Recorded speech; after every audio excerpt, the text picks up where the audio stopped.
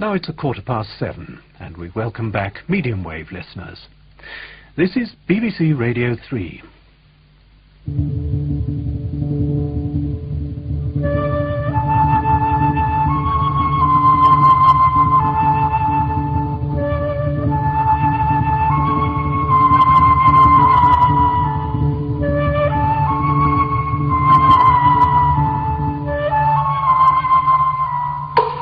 The Last Days of Socrates, with Leo McKern. Part 1.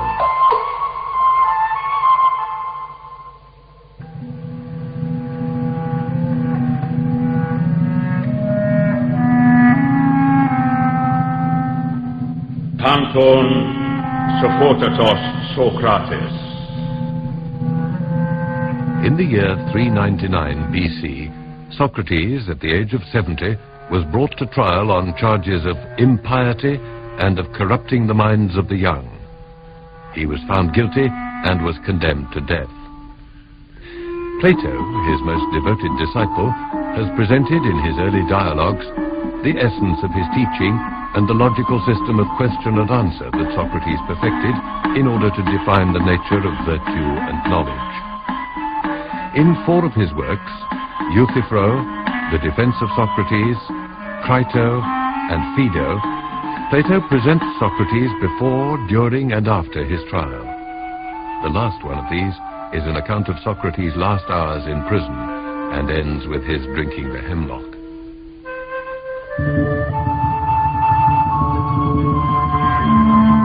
Titophosion. Euthyphro. Athens, 399 BC. Outside the courthouse where he is shortly to stand trial, Socrates meets Euthyphro, a religious expert.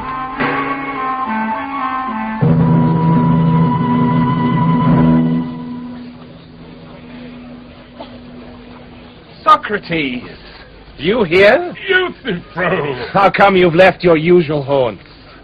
I don't suppose you've actually got a case for trial, as I have. No, Euthyphro, it's not a private case, but a public action. I can only assume that someone has brought an action against you, then. Exactly. And who is he? I don't even know him very well myself, Euthyphro. He seems to be a young man of no particular distinction.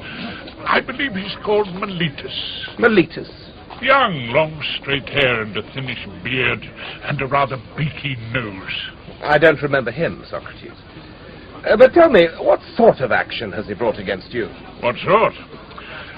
Not a trivial one, as I see it.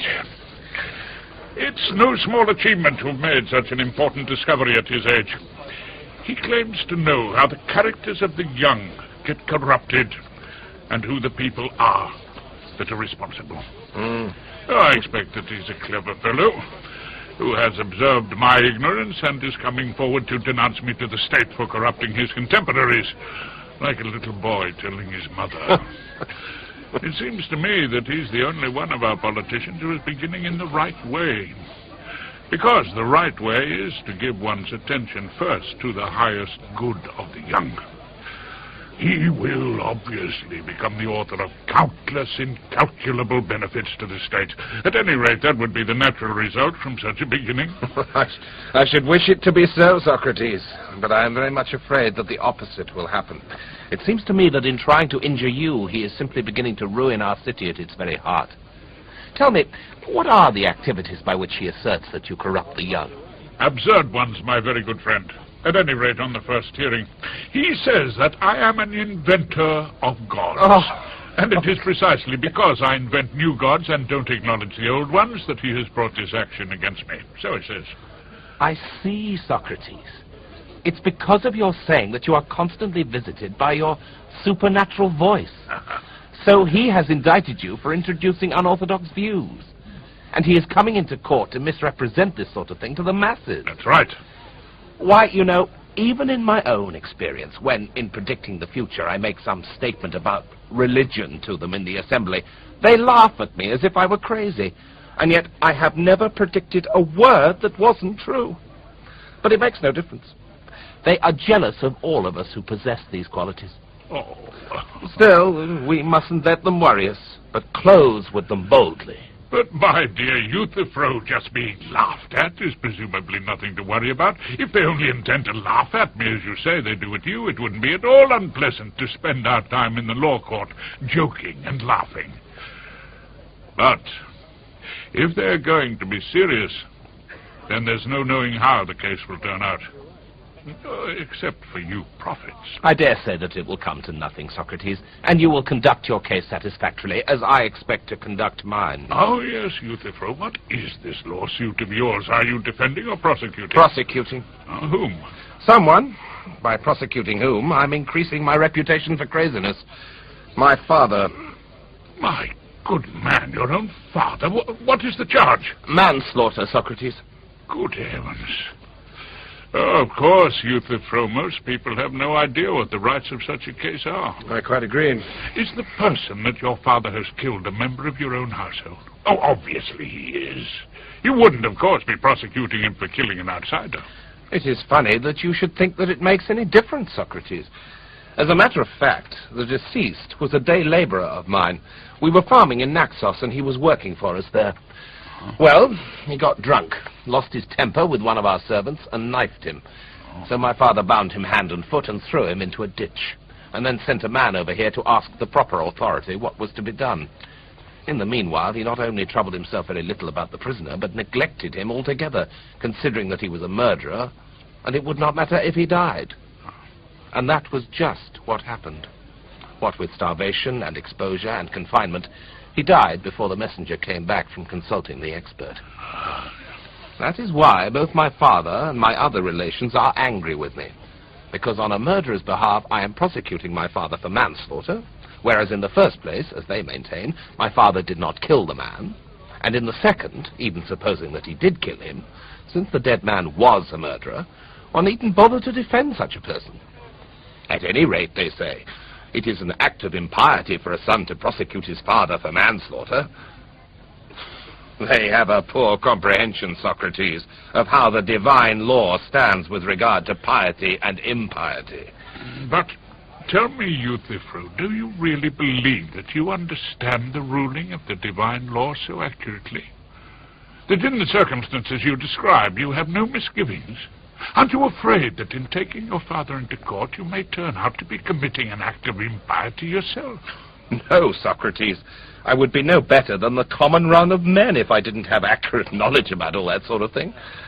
In that case, Euthyphro, since you have this remarkable talent, the best thing I can do, I suppose, is to become your pupil. And before Meletus's case against me comes on, to challenge him upon this very point, saying that even in the past I was eager for knowledge about religion, and now, since he asserts that I am grievously at fault in my independent thinking and in my unorthodox views about religion, I have become your pupil. And if he refuses to listen and doesn't drop the case against me, or indict you instead, I suppose I'd better repeat the same challenge in court. Is that right? Upon my word, Socrates, if he really tried to indict me, I fancy I should find his weak spot, and we should have had our say about him in court long before he had his about me. I realize that as well as you do, my dear friend. And that is why I appeal to you, to tell me what you mean by piety and impiety, both in respect of manslaughter and in all other connections. Isn't it true that in every action, piety is self-identical? And similarly, impiety, in every instance the opposite of piety, is yet also consistent with itself. In other words, that everything that is to be regarded as impious has a single definite characteristic in respect of its impiety. No doubt that is quite true, Socrates.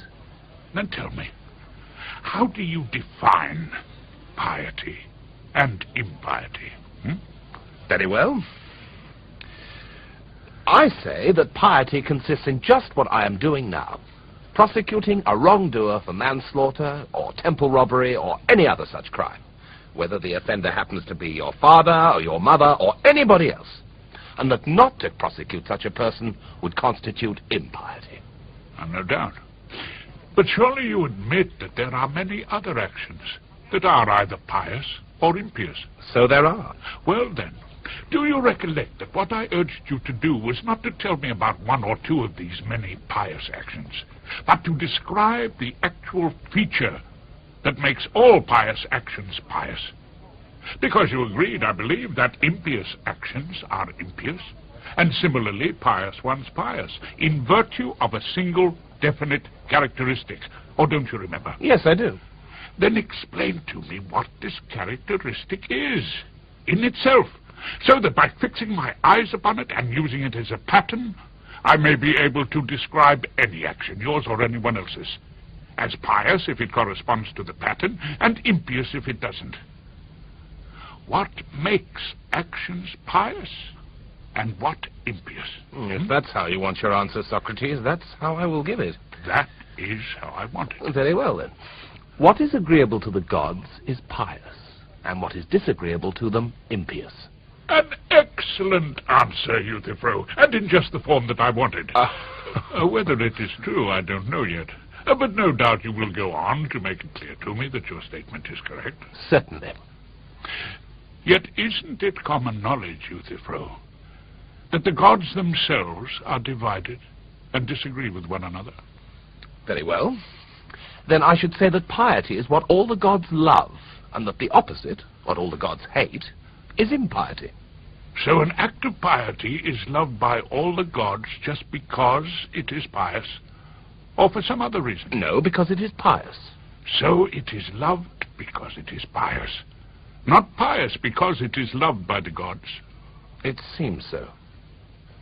But it is because a thing is loved by the gods that it is an object of love, or God-beloved. Of course. Then what is God-beloved is not the same thing as what is pious, Euthyphro. Nor is what is pious the same as what is God-beloved, as you assert. They are two different things. How do you make that out, Socrates? Because we agreed that what is pious is loved because it is pious, and not pious because it is loved. Isn't that so? Yes. Well, isn't the truth rather that where there is piety, there is uprightness? But where there is uprightness, there is not always piety. Or do you think otherwise? No, I think that you are right. Then observe the next step. If piety is a form of moral uprightness, then presumably we ought to discover what kind of moral uprightness piety is. Don't you see that our discussion has gone right round and come back to the point from which we started, when we found that piety and what is God-beloved are not the same, but are two different things. Don't you remember? Yes, I do. Then we shall have to start our inquiry about piety all over again, because I shall never give up of my own accord until I have learnt the answer. Only don't refuse to take me seriously, but do your best now to give me your closest attention and tell me the truth, because you know it if any man does. Yes, but Socrates... If you didn't know all about piety and impiety, you would never have attempted to prosecute your aged father for manslaughter. You would have been too much afraid of the gods, and too much ashamed of what men might think, to run such a risk in case you should be wrong in doing so. So tell me your opinion, my most worthy Euthyphro, and don't conceal it. Some other time, perhaps, Socrates. Oh, but what a way to treat me, my friend. Fancy you going off like this. But I have an urgent engagement somewhere. I hope that if I'd learnt from you about piety and impiety, I could escape from Meletus's indictment by demonstrating to him that I had now become instructed by Euthyphro in religion. I must be off. And no longer, in my ignorance, express independent and unorthodox views. And also, I could live better for the rest of my life.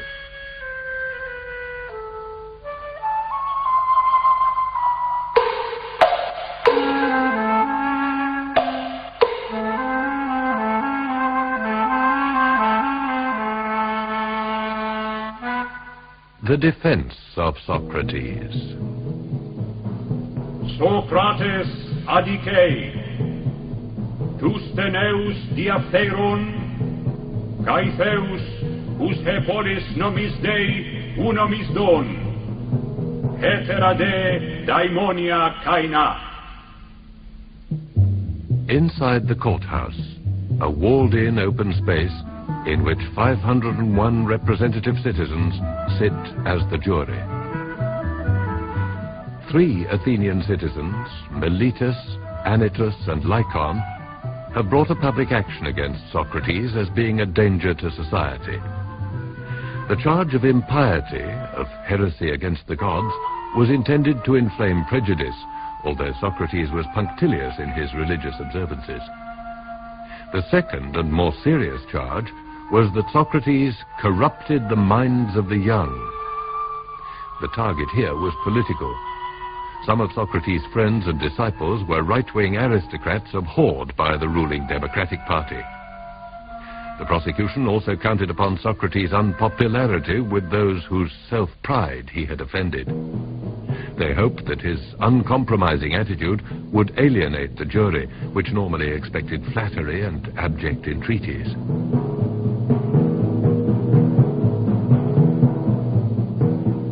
According to court procedure, litigants had to state their own case without the help of counsel.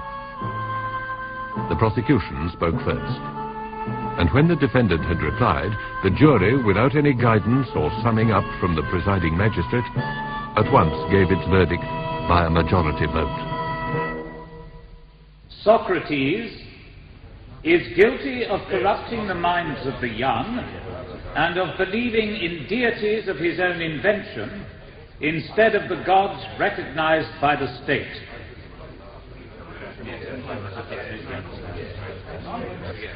I do not know what effect my accusers have had upon you, my fellow Athenians.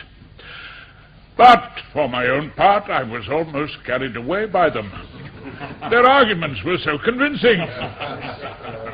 On the other hand, scarcely a word of what they said was true. I was especially astonished at one of their many misrepresentations.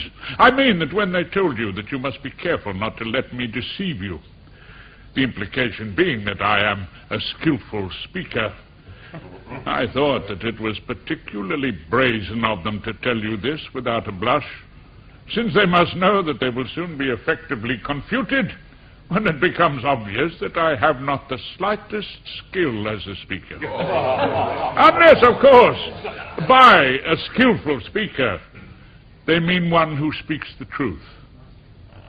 If that is what they mean, I would agree that I am an orator, though not after their pattern. My accusers, then, as I maintain, have said little or nothing that is true. But from me, you shall hear the whole truth. Not, I can assure you, in flowery language like theirs, decked out with fine words and phrases, no. What you will hear will be a straightforward speech in the first words that occur to me, confident as I am in the justice of my cause, and I do not want any of you to expect anything different. It would hardly be suitable for a man of my age to address you in the artificial language of a schoolboy orator. One thing, however, I do most earnestly beg and entreat of you. If you hear me defending myself in the same language which it has been my habit to use both in the open spaces of this city, where many of you have heard me, and elsewhere, do not be surprised. And do not interrupt. Let me remind you of my position. This is my first appearance in a court of law at the age of 70, and so I am a complete stranger to the language of this place. The proper course for me, members of the jury, is to deal first with the earliest charges that have been falsely brought against me, and with my earliest accusers, and then with the later ones. I make this distinction because I have already been accused in your hearing by a great many people for a great many years, though without a word of truth. And I am more afraid of those people than I am of Anytus and his colleagues, although they are formidable enough. But the others are still more formidable. I mean the people who took hold of so many of you when you were children and tried to fill your minds with untrue accusations against me, saying, there is a clever man called Socrates who has theories about the heavens and who has investigated everything below the earth and can make the weaker argument defeat the stronger. It is these people, my fellow citizens, the disseminators of these rumors, who are my dangerous accusers, because those who hear them suppose that anyone who inquires into such matters must be an atheist. And the most fantastic thing of all is that it is impossible for me even to know and tell you their names, unless one of them happens to be a playwright. All these people who have tried to set you against me out of envy and love of slander, and some too merely passing on what they've been told by others, all these are very difficult to deal with. It is impossible to bring them here for cross-examination. One simply has to conduct one's defense and argue one's case against an invisible opponent, because there is no one to answer. Very well, then. I must begin my defense, my fellow Athenians. And I must try in the short time that I have to rid your minds of a false impression which is the work of many years. However, let that turn out as God wills. I must obey the law and make my defense. Let us go back to the beginning and consider what the charge is that has made me so unpopular and has encouraged Miletus to draw up this indictment. Very well. What did my critics say in attacking my character? I must read out their affidavits, so to speak, as though they were my legal accusers. Socrates is guilty of criminal meddling, in that he inquires into things below the earth and in the sky, and makes the weaker argument defeat the stronger, and teaches others to follow his example. It runs something like that. You have seen it for yourself in the play by Aristophanes, where Socrates goes whirling around proclaiming that he is walking on air and uttering a great deal of other nonsense about things of which I know nothing whatsoever. I mean no disrespect for such knowledge, if anyone really is versed in it. I don't want any more lawsuits brought against me by Miletus. But the fact is that I take no interest in it. What is more, I call upon the greater part of you as witnesses to my statement, and I appeal to all of you who have ever listened to me talking, and there are a great many here to whom this applies, to clear your neighbors' minds on this point. Tell one another whether any one of you has ever heard me discuss such questions briefly or at length, and then you will realize that the other popular reports about me are equally unreliable. Well, here, perhaps, one of you might interrupt me and say, but what is it that you do, Socrates? How is it that you have been misrepresented like this? Well, this seems to me to be a reasonable request. Perhaps some of you will think that I am not being serious, but I assure you that I am going to tell you the whole truth. I have gained this reputation from nothing more or less than a kind of wisdom. What kind of wisdom do I mean? Well, human wisdom, I suppose. It seems that I really am wise in this limited sense. Now, gentlemen, please, do not interrupt me if I seem to make an extravagant claim. For what I am going to tell you is not my own opinion. I am going to refer you to an unimpeachable authority. I shall call as witness to my wisdom, such as it is, the god at Delphi. You know Chiripon, of course. He was a friend of mine from boyhood and a good Democrat. And you know how enthusiastic he was over anything that he had once undertaken. Well, one day he actually went to Delphi and asked this question of the god, whether there was anyone wiser than myself. The priestess replied that there was no one. Now, please consider my object in telling you this. I want to explain to you how the attack upon my reputation first started. When I heard about the oracle's answer, I said to myself, what does the god really mean? I am only too conscious that I have no claim to wisdom, great or small. So what can he mean by asserting that I am the wisest man in the world? Oh, he cannot be telling a lie. That would not be right for him. After puzzling about it for some time, I set myself at last, with considerable reluctance, to check the truth of it.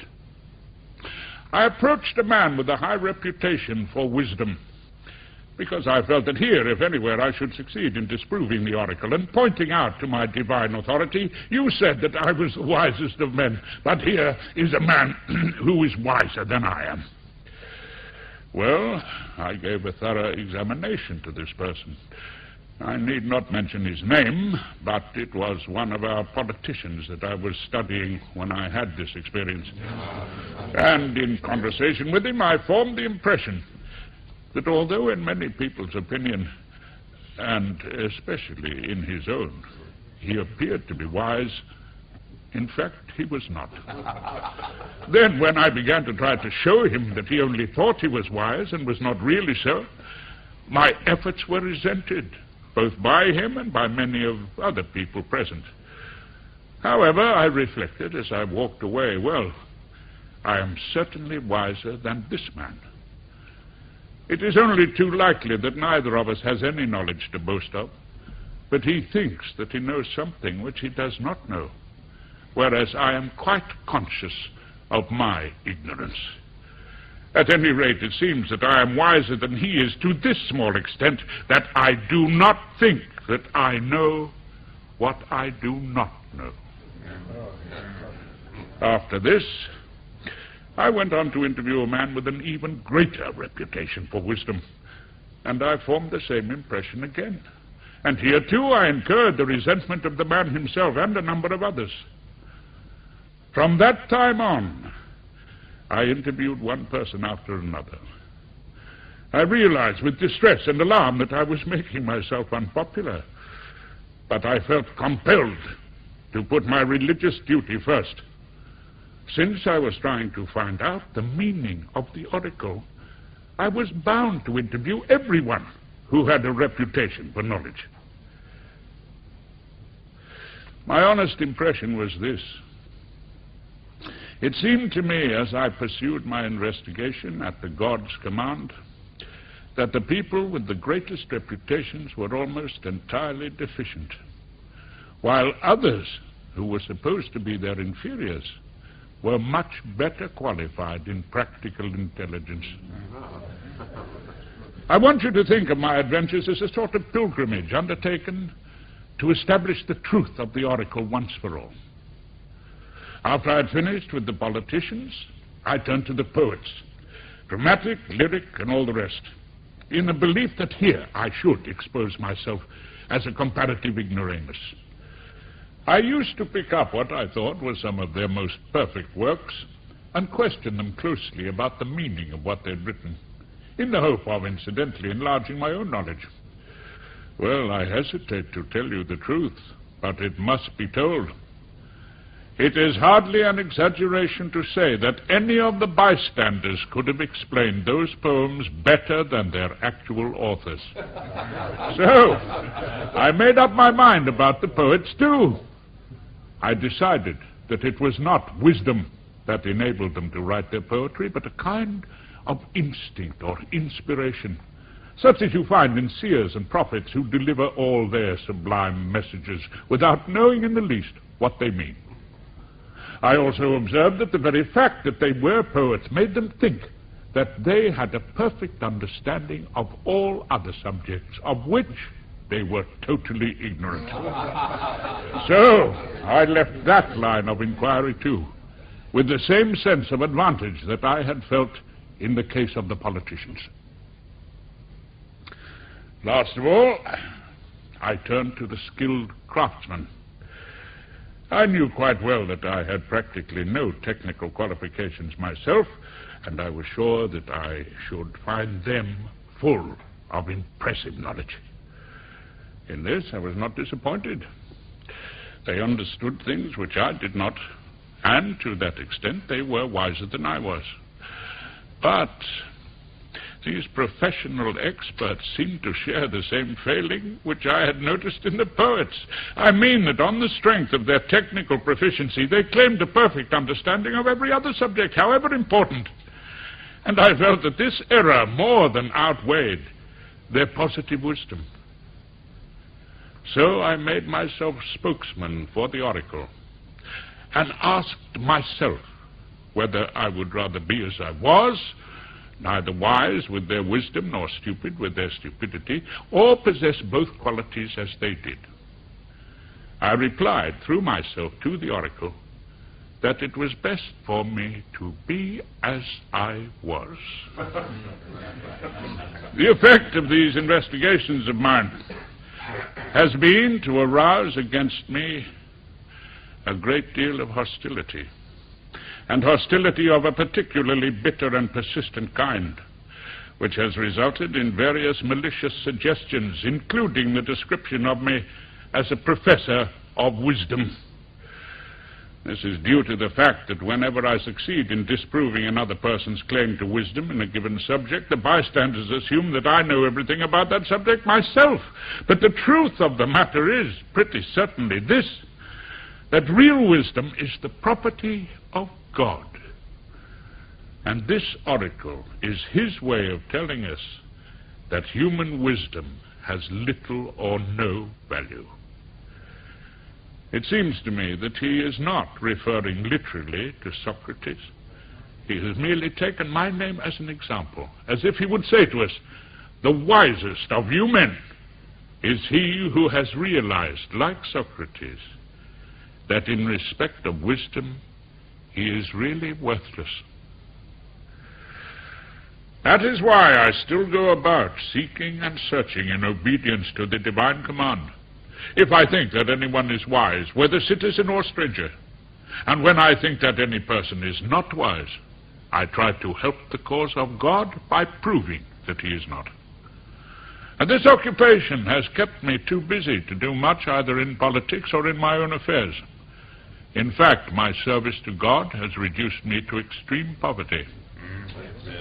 There is another reason for my being unpopular. A number of young men with wealthy fathers and plenty of leisure have deliberately attached themselves to me because they enjoy hearing other people cross-questioned. These often take me as their model and go on to try to question other persons, whereupon I suppose they find an unlimited number of people who think that they know something but really know little or nothing. Consequently, their victims become annoyed, not with themselves, but with me. And they complain that there is a pestilential busybody called Socrates who fills these young people's heads with wrong ideas. If you ask them what he does and what he teaches that has this effect, they have no answer, not knowing what to say. But as they do not want to admit their confusion, they fall back on the stock charges against any philosopher, that he teaches his pupils about things in the heavens and below the earth, and to disbelieve in gods, and to make the weaker argument defeat the stronger. They would be very loath, I fancy, to admit the truth, which is that they are entirely ignorant. So jealous, I suppose, for their own reputation, and also energetic and numerically strong, and provided with a plausible and carefully worked out case against me, these people have been dinning into your ears for a long time past their violent denunciations of myself. Well, there you have the true facts, which I present to you without any concealment or suppression, great or small. I'm fairly certain that this plain speaking of mine is the cause of my unpopularity. And this really goes to prove that my statements are true, and that I have described correctly the nature and the grounds of the calumny which has been brought against me. Whether you inquire into them now or later, you will find the facts as I have just described them. So much for my defense against the charges brought by the first group of my accusers. I shall now try to defend myself against Meletus, high-principled and patriotic as he claims to be, and after that against the rest. Let us first consider their deposition again, as though it represented a fresh prosecution. It runs something like this. Socrates is guilty of corrupting the minds of the young and of believing in deities of his own invention instead of the gods recognized by the state. Such is the charge. Let us examine its points one by one. First, it says that I am guilty of corrupting the young. Tell me seriously, Meletus, is it better to live in a good or in a bad community? Oh, answer my question like a good fellow. There is nothing difficult about it. Is it not true that wicked people have a bad effect upon those with whom they are in the closest contact, and that good people have a good effect? Quite true. Is there anyone who prefers to be harmed rather than benefited by his associates? Answer me, my good man. The law commands you to answer. Is there anyone who prefers to be harmed? Of course not. Well then, when you summon me before this court for corrupting the young and making their characters worse, do you mean that I do so intentionally or unintentionally? I mean intentionally. Why, Meletus, are you at your age so much wiser than I at mine? You have discovered that bad people always have a bad effect and good people a good effect upon their nearest neighbors. Am I so hopelessly ignorant as not even to realize that by spoiling the character of one of my companions I shall run the risk of getting some harm from him? Because nothing else would make me commit this grave offense intentionally. No, I do not believe it, Meletus, and I do not suppose that anyone else does. No. Either I have not a bad influence or it is unintentional, so that in either case your accusation is false. And if I unintentionally have a bad influence, the correct procedure in cases of such involuntary misdemeanors is not to summon the culprit before this court, but to take him aside privately for instruction and reproof. Because, obviously, if my eyes are opened, I shall stop doing what I do not intend to do. But you deliberately avoided my company in the past and refused to enlighten me. And now you bring me before this court, which is the place appointed for those who need punishment, not for those who need enlightenment. It is quite clear by now, members of the jury, that Meletus, as I said before, has never shown any degree of interest in this subject. However, I invite you to tell us, Meletus, in what sense you make out that I corrupt the minds of the young. Surely the terms of your indictment made it clear that you accuse me of teaching them to believe in new deities instead of the gods recognized by the state. Is not that the teaching of mine which you say has this demoralizing effect? That is precisely what I maintain.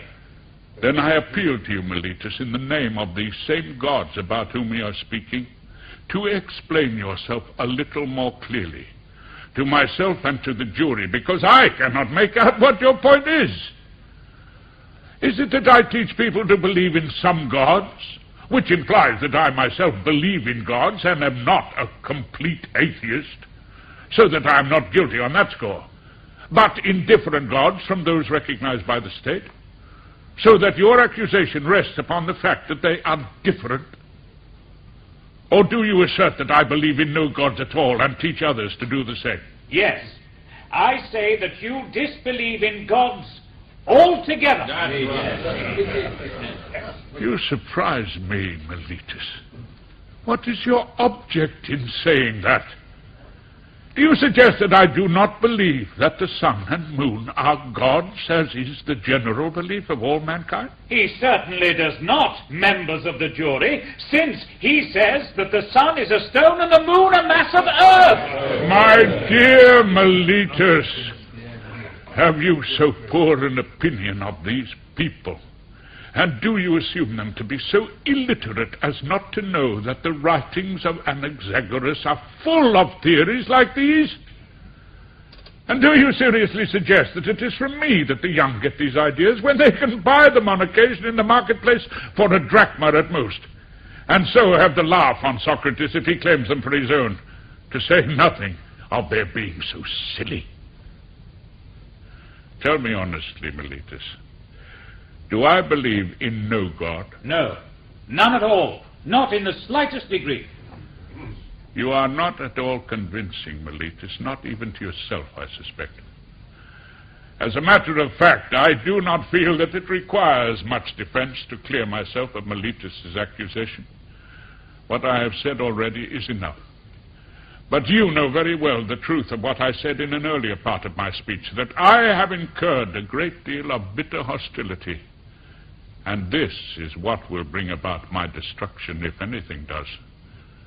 Not Meletus, nor Anytus, but the slander and jealousy of a very large section of the people. They have been fatal to a great many other innocent men, and I suppose will continue to be so. There is no likelihood that they'll stop at me. But perhaps someone will say, do you feel no compunction, Socrates, at having followed a line of action which puts you in danger of the death penalty? I might fairly reply to him, you are mistaken, my friend, if you think that a man who is worth anything ought to spend his time weighing up the prospects of life and death. He has only one thing to consider in performing any action. That is, whether he is acting rightly or wrongly, like a good man or a bad one. On your view, the heroes who died at Troy would be poor creatures. The truth of the matter is this. Where a man has once taken up his stand, either because it seems best for him or in obedience to his orders, there I believe he is bound to remain and face the danger, taking no account of death or anything else before dishonor. This being so, it would be shocking inconsistency on my part if, when God appointed me, as I suppose and believe, to the duty of leading the philosophic life, examining myself and others, I were then, through fear of death or of any other danger, to desert my post. That would indeed be shocking. And then I might really, with justice, be summoned into court for not believing in the gods, and disobeying the oracle, and being afraid of death, and thinking that I am wise when I am not. It is my belief that no greater good has ever befallen you in this city than my service to my God. For I spend all my time going about trying to persuade you, young and old, to make your first and chief concern not for your bodies, nor for your possessions, but for the highest welfare of your souls. I'm going to tell you something else. I do not believe that the law of God permits a better man to be harmed by a worse. No doubt my accuser might put me to death or have me banished or deprived of civic rights. But even if he thinks, as he probably does, and others too, I dare say, that these are great calamities, I do not think so. I believe that it is far worse to do what he is doing now, trying to put an innocent man to death. For this reason, so far from pleading on my own behalf, as might be supposed, I am really pleading on yours to save you from misusing the gift of God by condemning me. If you put me to death, you will not easily find anyone to take my place. It is literally true, even if it sounds rather comical, that God has specially appointed me to this city, as though it were a large thoroughbred horse, which because of its great size is inclined to be lazy and needs the stimulation of some stinging fly.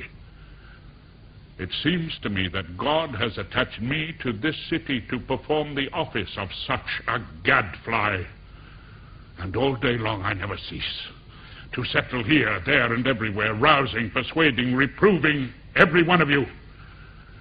You will not easily find another like me, and if you take my advice, you will spare my life.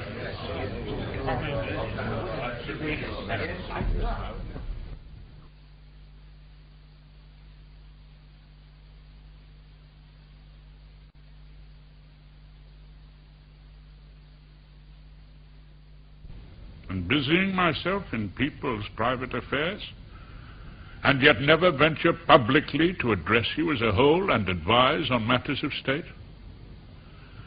The reason for this is what you have often heard me say before on many other occasions, that I am subject to a divine or supernatural experience, which Meletus saw fit to travesty in his indictment.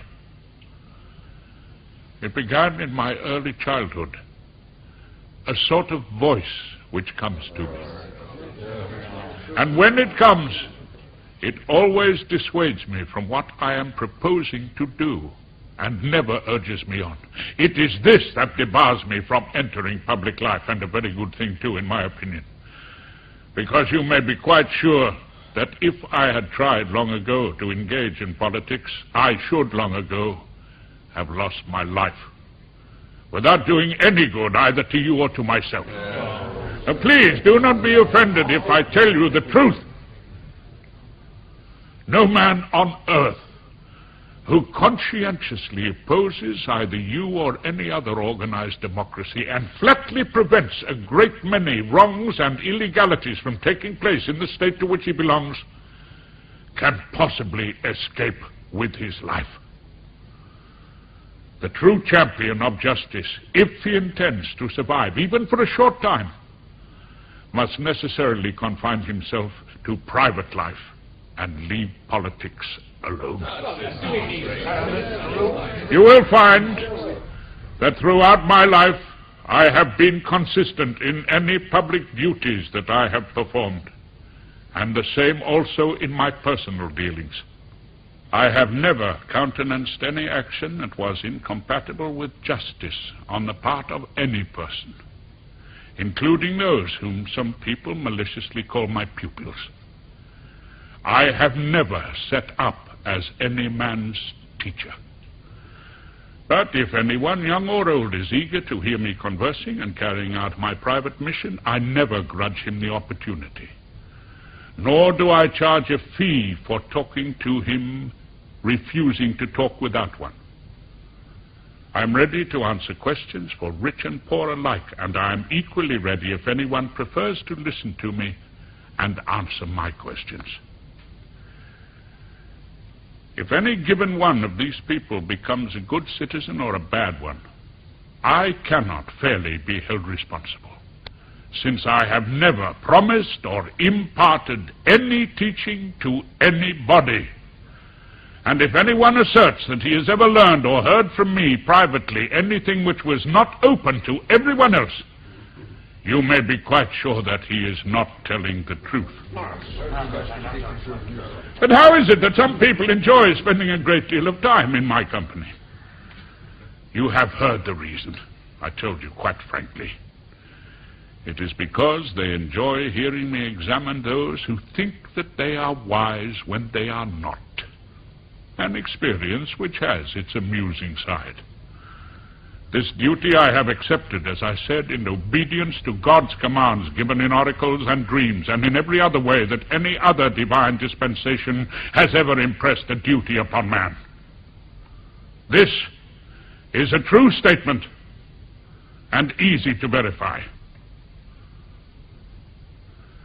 I leave it to you and to God to judge me as it shall be best, for me and for yourselves.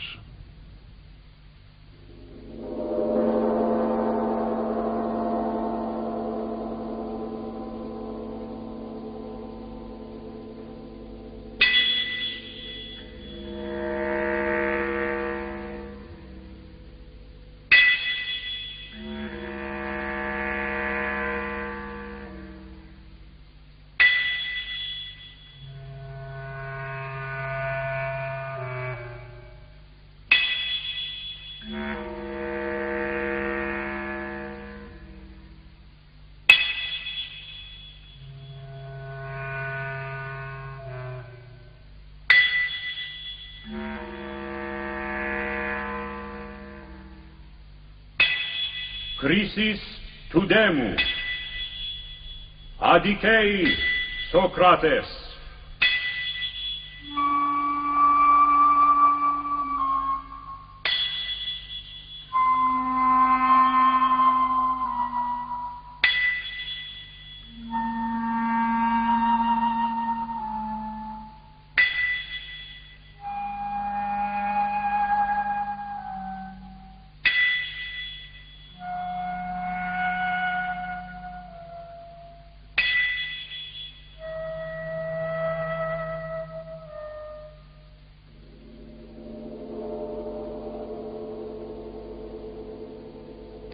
The 501 members of the jury have now voted.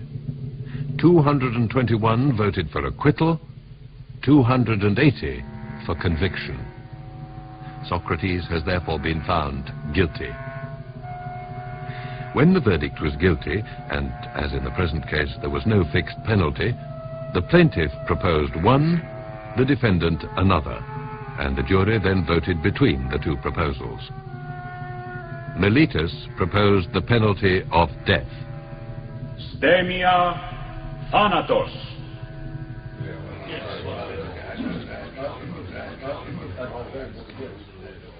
There are a great many reasons, my fellow Athenians, why I'm not distressed by this result. I mean, your condemnation of me. But the chief one is that the result was not unexpected. What does surprise me is the number of votes cast on the two sides. I should never have believed that it would be such a close thing. However, we must face the fact that Meletus demands the death penalty. Very good. What alternative penalty shall I propose to you, members of the jury? Obviously, it must be adequate. Well, what penalty do I deserve to pay or suffer in view of what I've done? I have never lived an ordinary, quiet life. I did not care for the things that most people care about. Making money, having a comfortable home, high military or civil rank, and all the other activities which go on in our city. I thought that I was really too strict in my principles to survive if I went in for this sort of thing. So, I set myself to do you individually in private what I hold to be the greatest possible service. I tried to persuade each of you not to think more of practical advantages than of his mental and moral well-being, or in general, to think more of advantage than of well-being in the case of the state or of anything else. What do I deserve for behaving in this way? Some reward, if I am bound to suggest what I really deserve, and what is more, a reward which would be appropriate for myself. Well, what is appropriate for a poor man who is a public benefactor and who requires leisure for giving you moral encouragement? Nothing could be more appropriate for such a person than free maintenance at the state's expense. Or perhaps when I say this, I may give you the impression that I am showing a deliberate perversity. That is not so. The real reason is this. I am convinced that I never wrong anyone intentionally. But I cannot convince you of this because we've had so little time for discussion. It is not easy to dispose of grave allegations in a short space of time. So being convinced that I do no wrong to anybody, I can hardly be expected to wrong myself by asserting that I deserve something bad, or by proposing a corresponding penalty. Why should I? For fear of suffering this penalty proposed by Meletus, when, as I said, I do not know whether it is a good thing or a bad, do you expect me to choose something which I know very well is bad by making my counter-proposal? Imprisonment? Why should I spend my days in prison? A fine with imprisonment until it is paid? In my case, the effect would be just the same, because I have no money to pay a fine. Or shall I suggest punishment. You would very likely accept the suggestion, but I should have to be desperately in love with life to accept that. I'm not so blind that I cannot see that you, my fellow citizens, have come to the end of your patience with my discussions and conversations. You have found them too irksome and irritating, and now you are trying to get rid of them. Will any other people find them easy to put up with? That is most unlikely. A fine life I should have if I left this country at my age and spent the rest of my days trying one city after another and being turned out every time. I know very well that wherever I go, the young people will listen to my conversation just as they do here. And if I try to keep them off, they will make their elders drive me out. While if I do not, the fathers and other relatives will drive me out of their own accord for the sake of the young. Perhaps someone will say, but surely, Socrates, after you've left us, you can spend the rest of your life in quietly minding your own business. This is the hardest thing of all to make some of you understand. If I say that this would be disobedience to God, and that is why I cannot mind my own business, you will not believe that I am serious. If, on the other hand, I tell you that to let no day pass without discussing goodness and all the other subjects about which you hear me talking, and examining both myself and others, is really the very best thing that a man can do, and that life without this sort of examination is not worth living, you will be even less inclined to believe me. Nevertheless, that is how it is, as I maintain. No, it is not easy to convince you of it. Besides, I am not accustomed to think of myself as deserving punishment. I suppose I could probably afford 100 drachmas. I suggest a fine of that amount. Socrates, I'll put up 1,000, and Crito is willing to put up another 1,000. Yes, Socrates, 1,000 from me, too, and the same from me. Now, one moment, please. Please. These friends of mine, Plato here, and Crito, and Critobulus, and Apollodorus, want me to propose 3,000 drachmas on their security. Very well, I agree to this sum. And you can rely upon these gentlemen for its payment.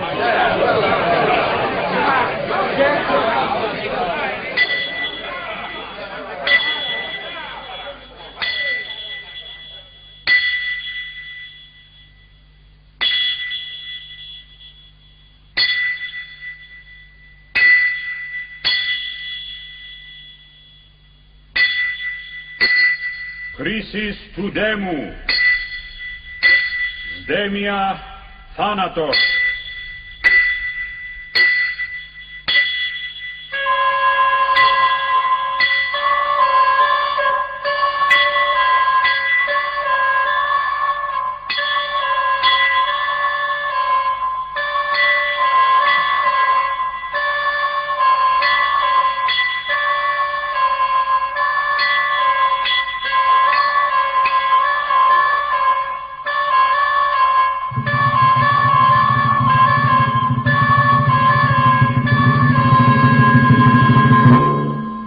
The 501 members of the jury now cast their votes again. Apparently 80 more than had found him guilty now favor death. So 360 voted for the death penalty and only 141 for the fine.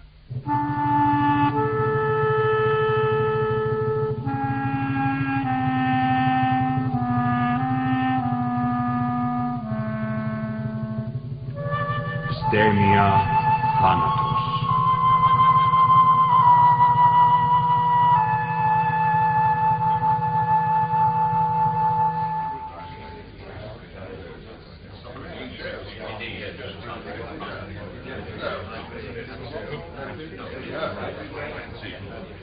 Well, members of the jury,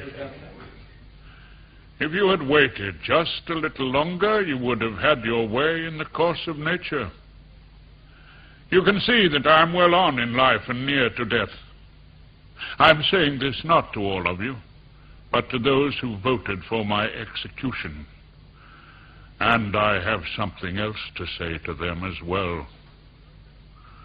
No doubt you think, sirs, that I have been condemned for lack of the arguments which I could have used if I had thought it right to leave nothing unsaid or undone to secure my acquittal. But that is very far from the truth. It is not my lack of arguments that has caused my condemnation, but my lack of effrontery and impudence.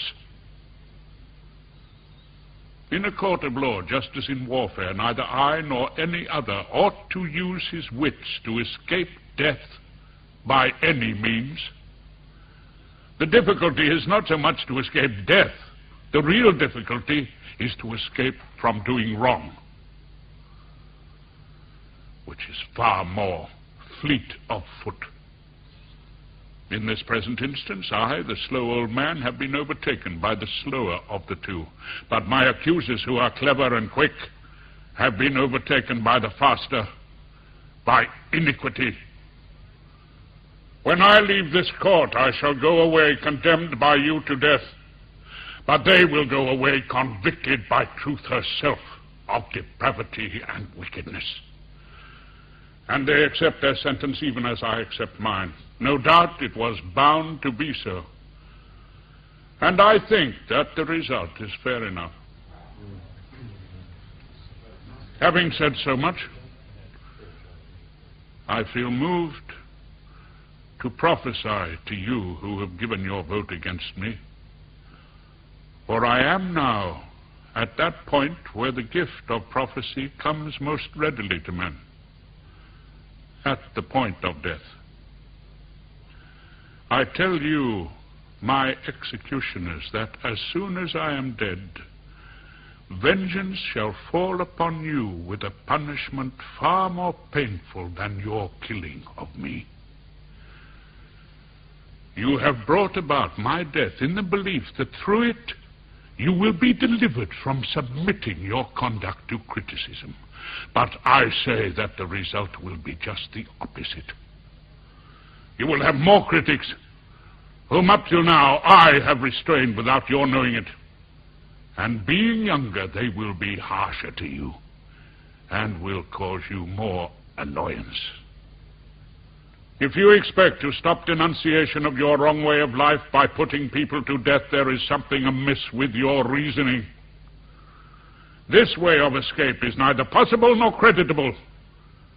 The best and easiest way is not to stop the mouths of others, but to make yourselves as good men as you can. This is my last message to you who voted for my condemnation. As for you who voted for my acquittal, I should very much like to say a few words to reconcile you to the result. While the officials are busy and I am not yet on my way to the place where I must die, I ask you, gentlemen, to spare me these few moments. There is no reason why we should not exchange fancies while the law permits. I look upon you as my friends, and I want you to understand the right way of regarding my present position. Gentlemen of the jury, for you deserve to be so called, I have had a remarkable experience. In the past, the prophetic voice to which I have become accustomed has always been my constant companion, opposing me even in quite trivial things if I was going to take the wrong course. Now, something has happened to me, as you can see, which might be thought and is commonly considered to be a supreme calamity. Yet neither when I left home this morning, nor when I was taking my place here in the court, nor at any point in any part of my speech, did the divine sign oppose me.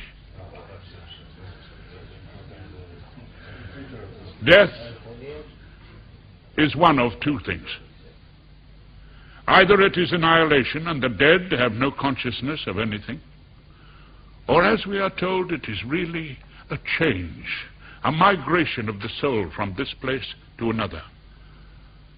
Now, if there is no consciousness but only a dreamless sleep, death must be a marvelous gain.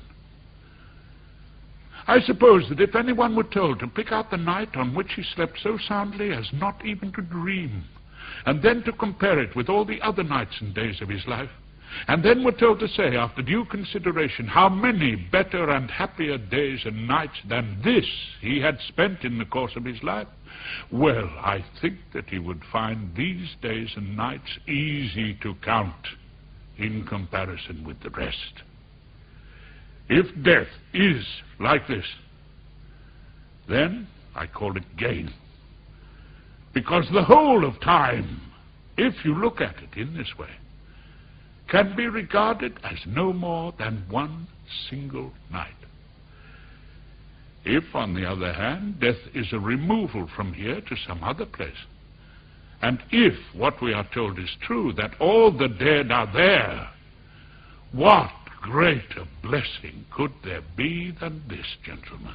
If, on arrival in the other world, beyond the reach of our so-called justice, one will find there the true judges who are said to preside in those courts, would that be an unrewarding journey? How much would one of you give to meet Orpheus and Homer? It would be a specially interesting experience for me to join them there.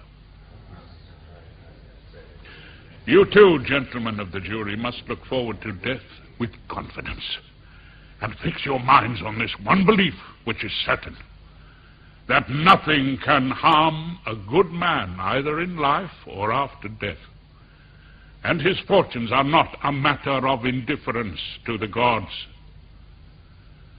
This present experience of mine has not come about mechanically. I am quite clear that the time had come when it was better for me to die and be released from my distractions. That is why my sign never turned me back.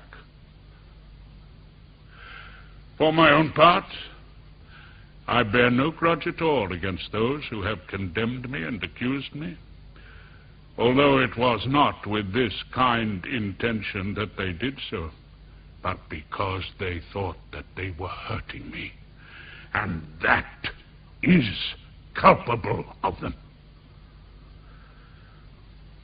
However, I ask them to grant me one favor. When my sons grow up, if you think that they are putting money or anything else before goodness, take your revenge by plaguing them as I plagued you. And if they fancy themselves for no reason, you must scold them just as I scolded you for neglecting the important things and thinking that they are good for something when they are good for nothing. If you do this, I shall have had justice at your hands, both I myself and my children. Now it is time that we were going.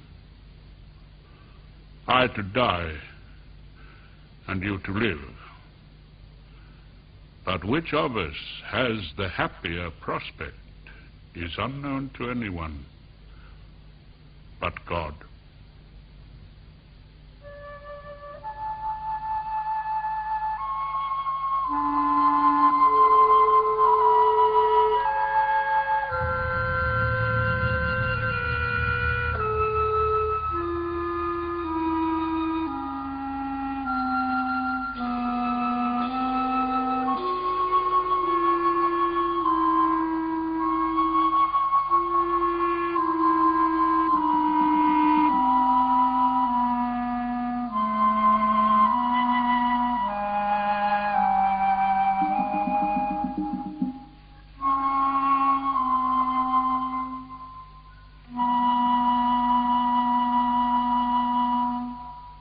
Part 1 of The Last Days of Socrates by Plato was edited for radio by David Rees, from the translation by Hugh Tredennick. Socrates was Leo McKern. Euthyphro was played by Trevor Nichols, and Miletus by Colin Starkey.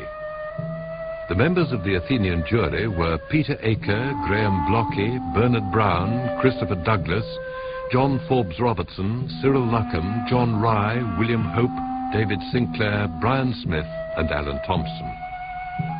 The music was composed and conducted by Christos Pitas. The Last Days of Socrates was directed by John Theocharis.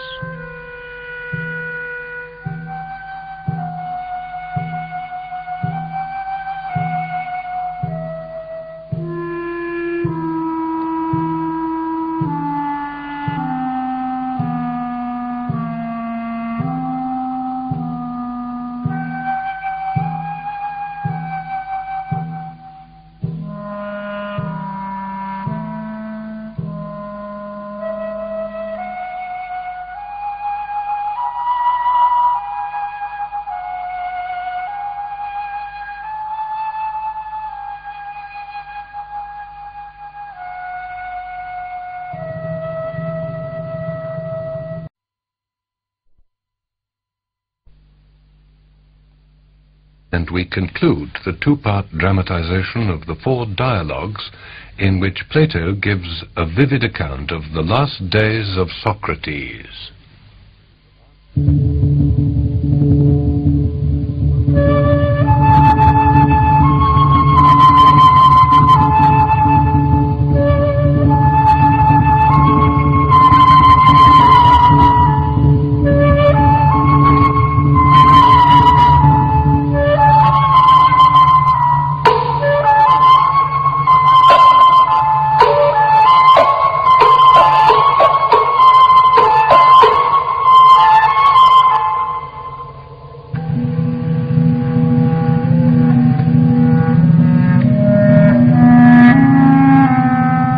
The Last Days of Socrates, with Leo McKern.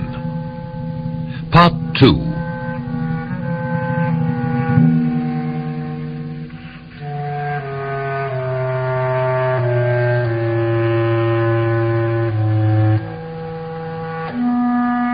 Ara Dei, pantos peis estai tois nomois?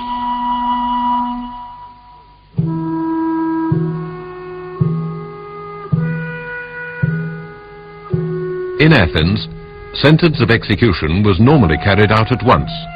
But the day before Socrates' trial was also the first day of the annual mission to Delos, a ceremony to commemorate the exploit of Theseus when he delivered Athens from the yearly tribute of sending young men and women as food for the Cretan Minotaur.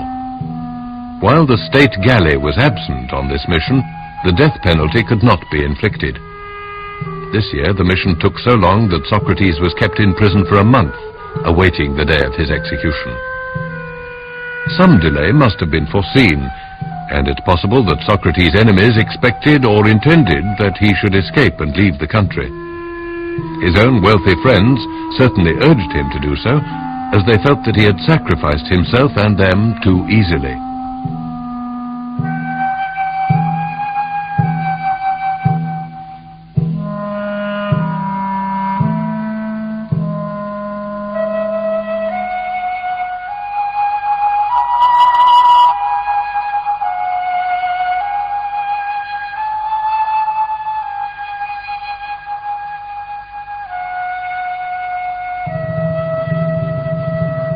Socrates in prison.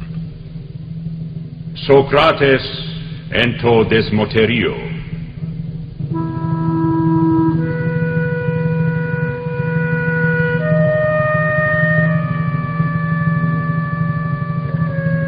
A room in the state prison of Athens in the year 399 BC.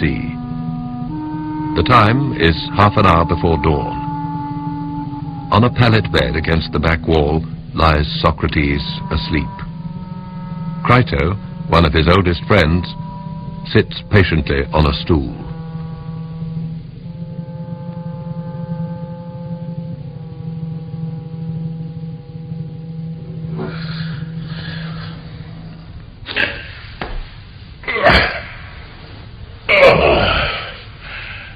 Here already, Crito? Surely it's still early. Indeed it is. Well, what time? Just before dawn. Surprised the warder agreed to let you in. He's used to me now, Socrates, because I come here so often.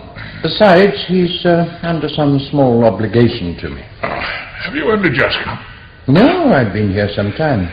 Why didn't you wake me up at once instead of sitting by my bed so quietly? I wouldn't dream of such a thing, Socrates.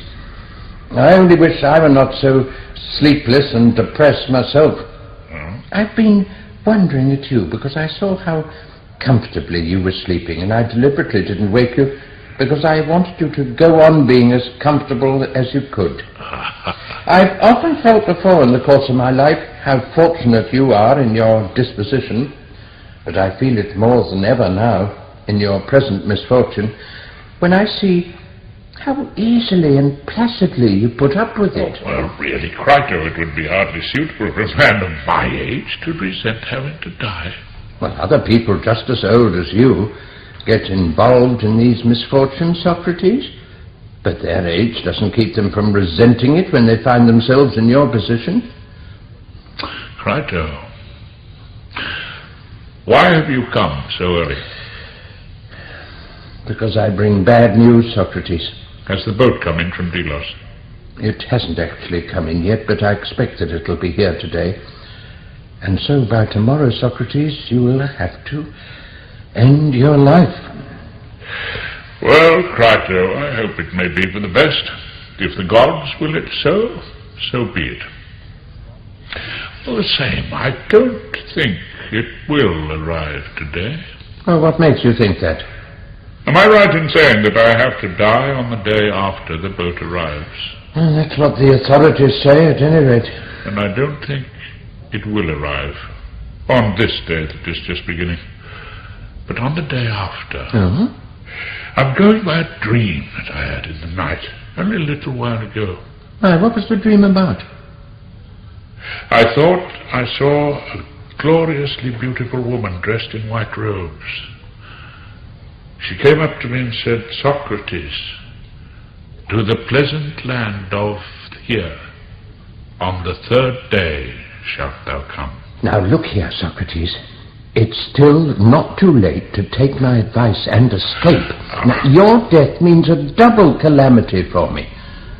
I shall not only lose a friend whom I can never possibly replace, but besides, a great many people who don't know you and me very well will be sure to think that I let you down, because I could have saved you if I'd been willing to spend the money.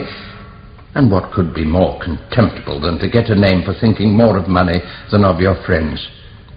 Most people will never believe that you refuse to leave this place, although we tried our hardest to persuade you. But, my dear Crito, why should we pay so much attention to what most people think? The really reasonable people who have more claim to be considered will believe the facts to be exactly as they are. But you can see for yourself, Socrates, that one has to think of popular opinion as well. Your present position is quite enough to show that the capacity of ordinary people for causing trouble is not confined to petty annoyances, but has hardly any limits if you once get a bad name with them. I only wish that ordinary people had an unlimited capacity for doing harm. Then they might have an unlimited power for doing good, which would be a splendid thing. Actually, they have neither.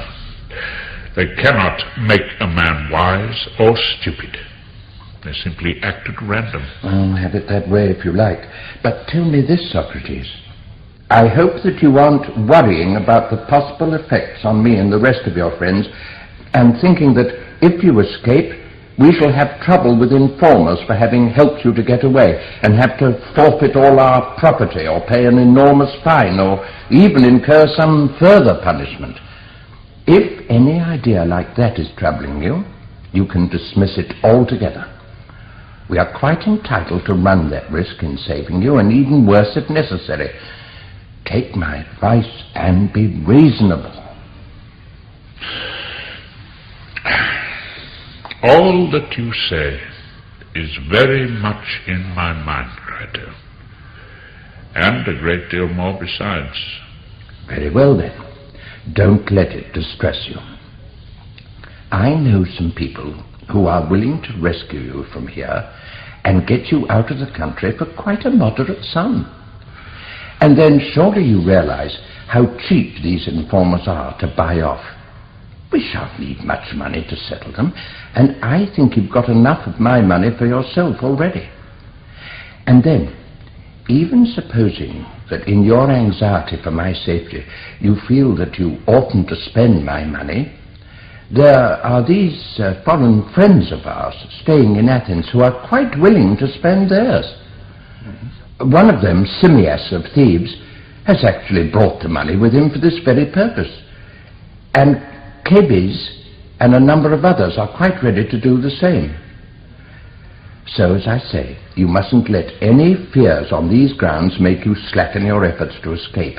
And you mustn't feel any misgivings about what you said at your trial, that you wouldn't know what to do with yourself if you left this country. Wherever you go, there are plenty of places where you will find a welcome. Besides, Socrates, I don't even feel that it is right for you to try to do what you are doing, throwing away your life when you might save it. You're doing your best to treat yourself in exactly the same way as your enemies would, or rather did, when they wanted to ruin you. What is more, it seems to me that you are letting your sons down, too. You have it in your power to finish their upbringing and education, and instead of that, you're proposing to go off and desert them, and so far as you are concerned, they'll have to take their chance. And what sort of chance are they likely to get? The sort of thing that usually happens to orphans when they lose their parents. Either one ought not to have children at all, or one ought to see their upbringing and education through to the end. It strikes me that you are taking the line of least resistance, whereas you ought to make the choice of a good man and a brave one, considering that you profess to have made goodness your object all through life. Really, I am ashamed, both on your account and on ours, your friends. It'll look as though we had played something like a coward's part all through this affair of yours. First, there was your decision to come to court when it was quite unnecessary. Then there was the conduct of the defense. And finally, to complete the farce, we get this situation, which makes it appear that we've let you slip out of our hands through some lack of courage and enterprise on our part, because we didn't save you and you didn't save yourself, when it would have been quite possible and practicable. There, Socrates, if you aren't careful, besides the suffering, there will be all this disgrace for you and us to bear. Now come, make up your mind. Really, it's too late for that now. You ought to have made it up already. There is no alternative. The whole thing must be carried through during this coming night. If we lose any more time, it can't be done. It'll be too late. I appeal to you, Socrates, on every ground. Take my advice and please don't be unreasonable. Oh, my very dear Crito, I appreciate your warm feelings very much. That is assuming that they have some justification. If not, the stronger they are, the harder they will be to deal with. Very well, then. We must consider whether we ought to follow your advice or not. You know, this is not a new idea of mine. It has always been my nature never to accept advice from any of my friends unless reflection shows that it is the best course that reason offers. I cannot abandon the principles which I used to hold in the past simply because this accident has happened to me. They seem to me to be much as they were, and I respect and regard the same principles now as before. So, unless we can find better principles on this occasion, you can be quite sure that I shall not agree with you. No. Well then, how can we consider the question most reasonably? Suppose that we begin by reverting to this view which you hold about people's opinions. Was it always right to argue that some opinions should be taken seriously, but not others? Or was it always wrong? Perhaps it was right before the question of my death arose. But now we can see clearly that it was a mistaken persistence in a point of view which was really irresponsible nonsense. I should like very much to inquire into this problem, Crito, with your help, and to see whether the argument will appear in any different light to me now that I am in this position, or whether it will remain the same, and whether we shall dismiss it or accept it. Serious thinkers, I believe, have always held some such view as the one which I mentioned just now, that some of the opinions which people entertain should be respected and others should not. Now I ask you, Crito, don't you think that this is a sound principle? You are safe from the prospect of dying tomorrow, in all human probability, and you are not likely to have your judgment upset by this impending calamity. So consider then. Don't you think that this is a sound enough principle, that one should not regard all the opinions that people hold, but only some and not others? Well, what do you say? Isn't that a fair statement? Yes, it is. In other words, one should regard the good ones and not the bad. Yes. The opinions of the wise being good, the opinions of the foolish bad. Naturally. To pass on then. Do you remember the illustration that I used to employ? When a man is in training and taking it seriously, does he pay attention to all praise and criticism and opinion indiscriminately? Or only when it comes from the one qualified person, the actual doctor or trainer? Only when it comes from the one qualified person. Then he should be afraid of the criticism and welcome the praise of the one qualified person, but not those of the general public. Well, now, tell me, Crito, does this apply as a general rule, and above all to the sort of actions which we're trying to decide about? Just and unjust, honorable and dishonorable, good and bad? Ought we to be guided and intimidated by the opinion of the many, or by that of the one, assuming that there is some one with expert knowledge? Is it true that we ought to respect and fear this person more than all the rest put together, and that if we do not follow his guidance, we shall spoil and mutilate that part of us which, as we used to say, is improved by right conduct and destroyed by wrong? Or is this all nonsense? No, I think it is true, Socrates. Then consider the next step. There is a part of us which is improved by healthy actions and ruined by unhealthy ones. If we spoil it by taking the advice of non-experts, will life be worth living when this part is once ruined? And the part I mean is the body. Do you accept it? Yes. Well, is life worth living with a body which is worn out and ruined in health? Certainly not. What about that part of us which is mutilated by wrong actions and benefited by right ones? Is life worth living with this part ruined? Or do we believe that this part of us, whatever it might be, in which right and wrong operate, is of less importance than the body? Oh, certainly not. Is it really more precious? Oh, much more. In that case, my dear fellow, what we ought to consider is not so much what people in general will say about us, but how we stand with the expert in right and wrong, the one authority who represents the actual truth. So, in the first place, your proposition is not correct when you say that we should consider popular opinion in questions of what is right and honorable and good, or the opposite. Of course, one might object and say, all the same, the people have the power to put us to death.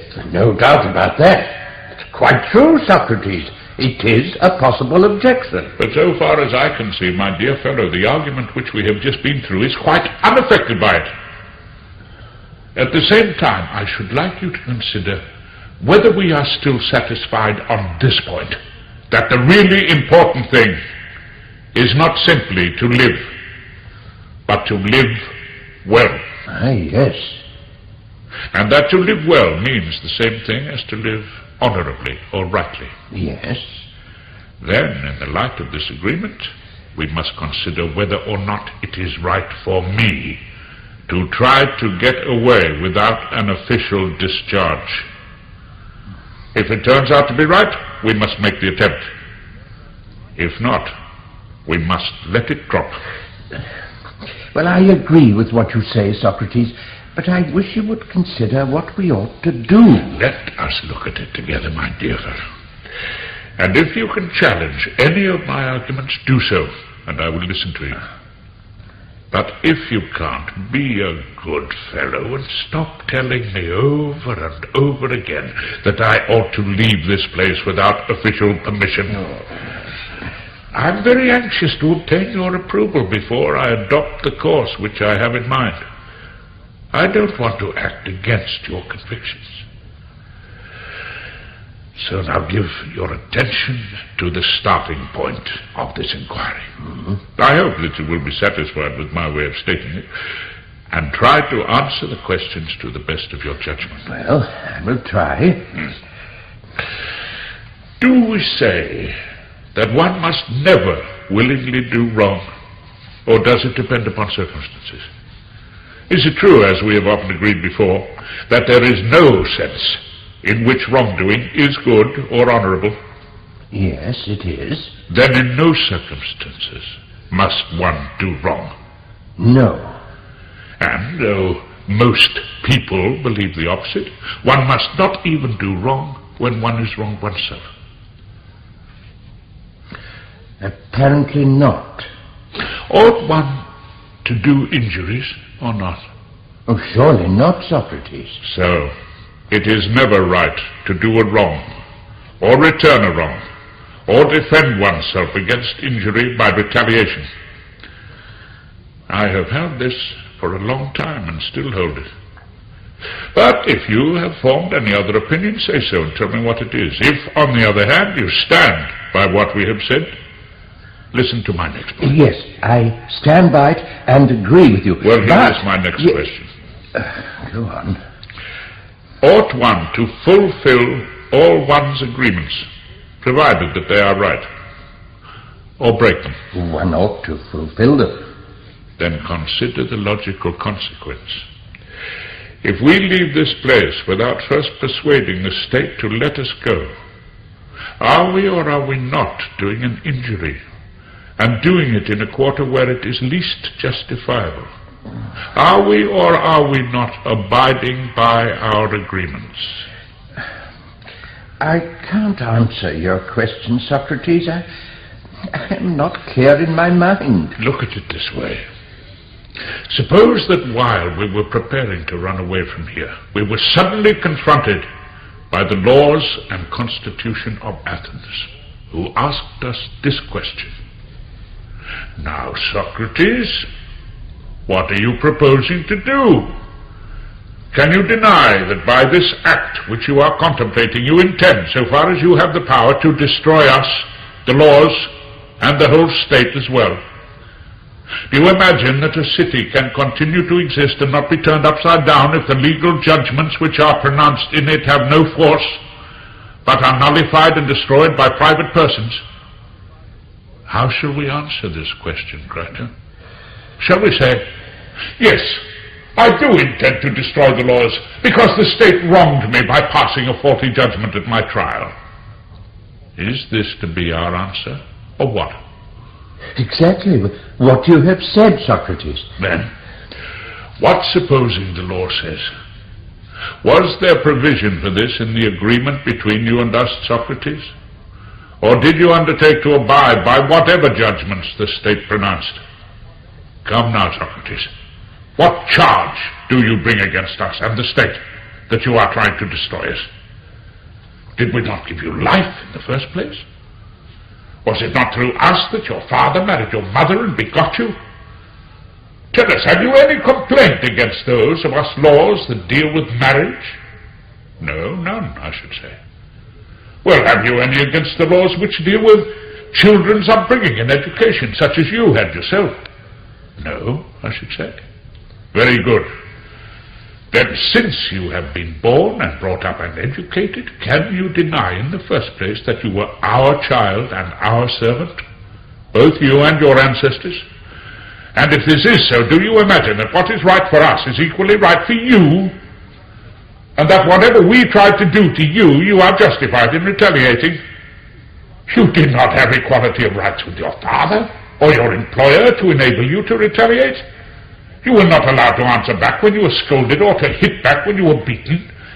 Do you expect to have such license against your country and its laws that if we try to put you to death in the belief that it is the right thing to do, you on your part will try your hardest to destroy your country and us its laws in return? And will you, Socrates, the true devotee of goodness, claim that you are justified in doing so? Are you so wise as to have forgotten that compared with your mother and father and all the rest of your ancestors, your country is something far more precious, more venerable, more sacred, and held in greater honor both among gods and among all reasonable men? Do you not realize that you are even more bound to respect and placate the anger of your country than your father's anger? That if you cannot persuade your country, you must do whatever it orders, and patiently submit to any punishment that it imposes, whether it be flogging or imprisonment. And if it leads you out to war to be wounded or killed, you must comply, and it is right that you should do so.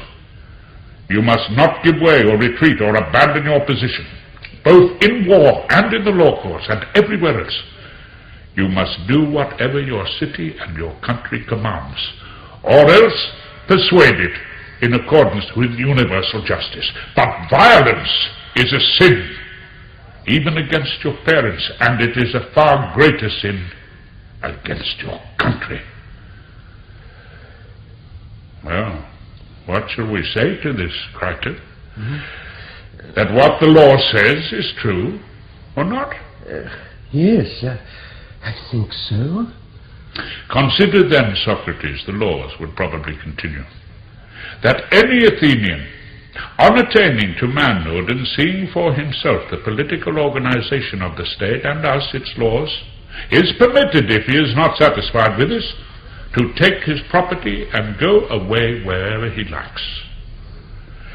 On the other hand, if any one of you stands his ground when he can see how we administer justice and the rest of our public organization, we hold that by doing so, he has in fact undertaken to do anything that we tell him.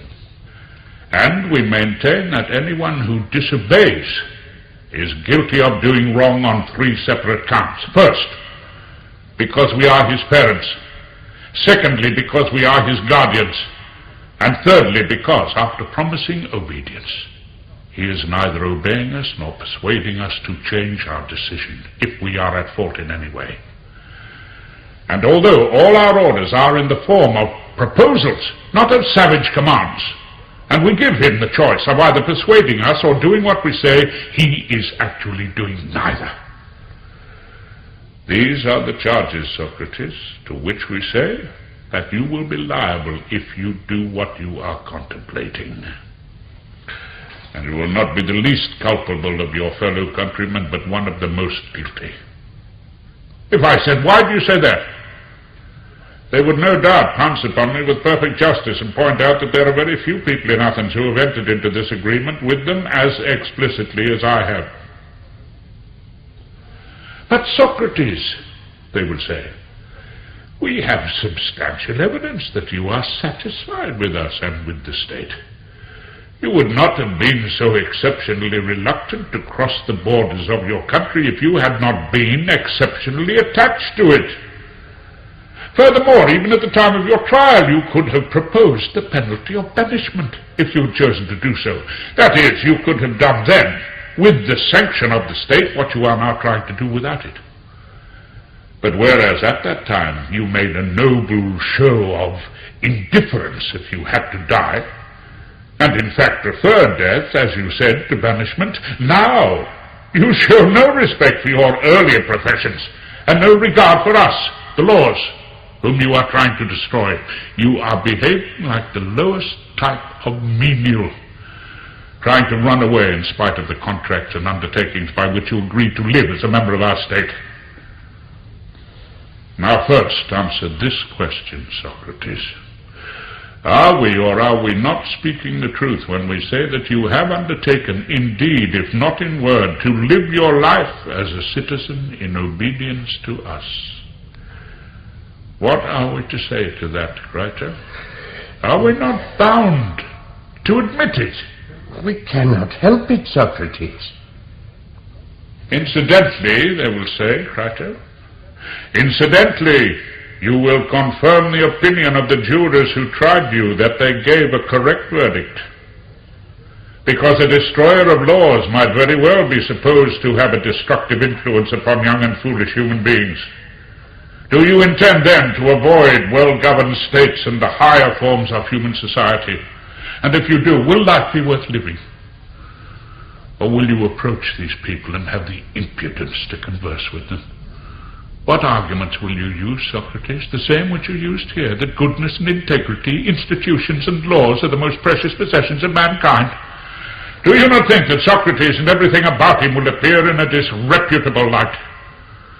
And will no one comment on the fact that an old man of your age, probably with only a short time left to live, should dare to cling so greedily to life at the price of violating the most stringent laws? No, Socrates.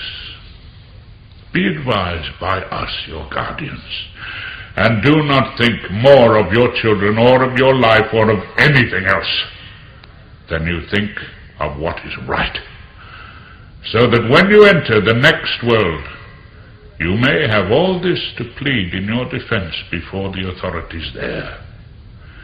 Do not take Crito's advice, Socrates, but follow ours. Yes, that, my dear friend Crito, I do assure you, is what I seem to hear them saying. Just as a mystic seems to hear the strains of music, and the sound of their arguments rings so loudly in my head that I cannot hear the other side. I warn you that as my opinion stands at present, it will be useless to urge a different view. However, if you think that you will do any good by it, say what you like. No, Socrates. I have nothing to say. Then give it up, Crito, and let us follow this course, since God points out the way.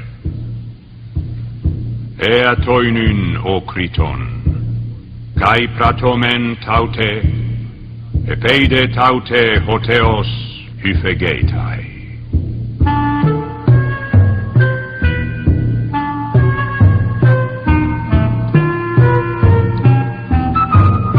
The last hours of Socrates, Phaedo. Athanatos pe psyche, lege ho Socrates.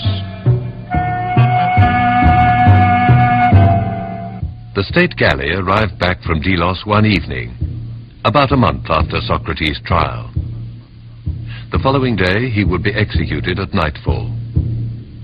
Those of his closest friends who were in Athens went to see and hear him for the last time.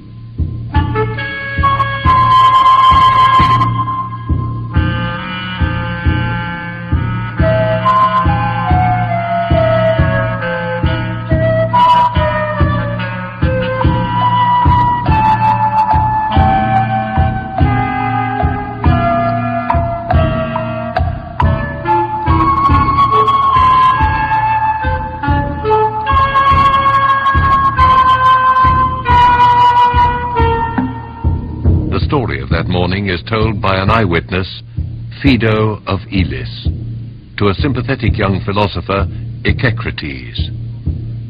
Their conversation takes place in Phlius, a little town in the northeast of the Peloponnese on the banks of the river Asopos.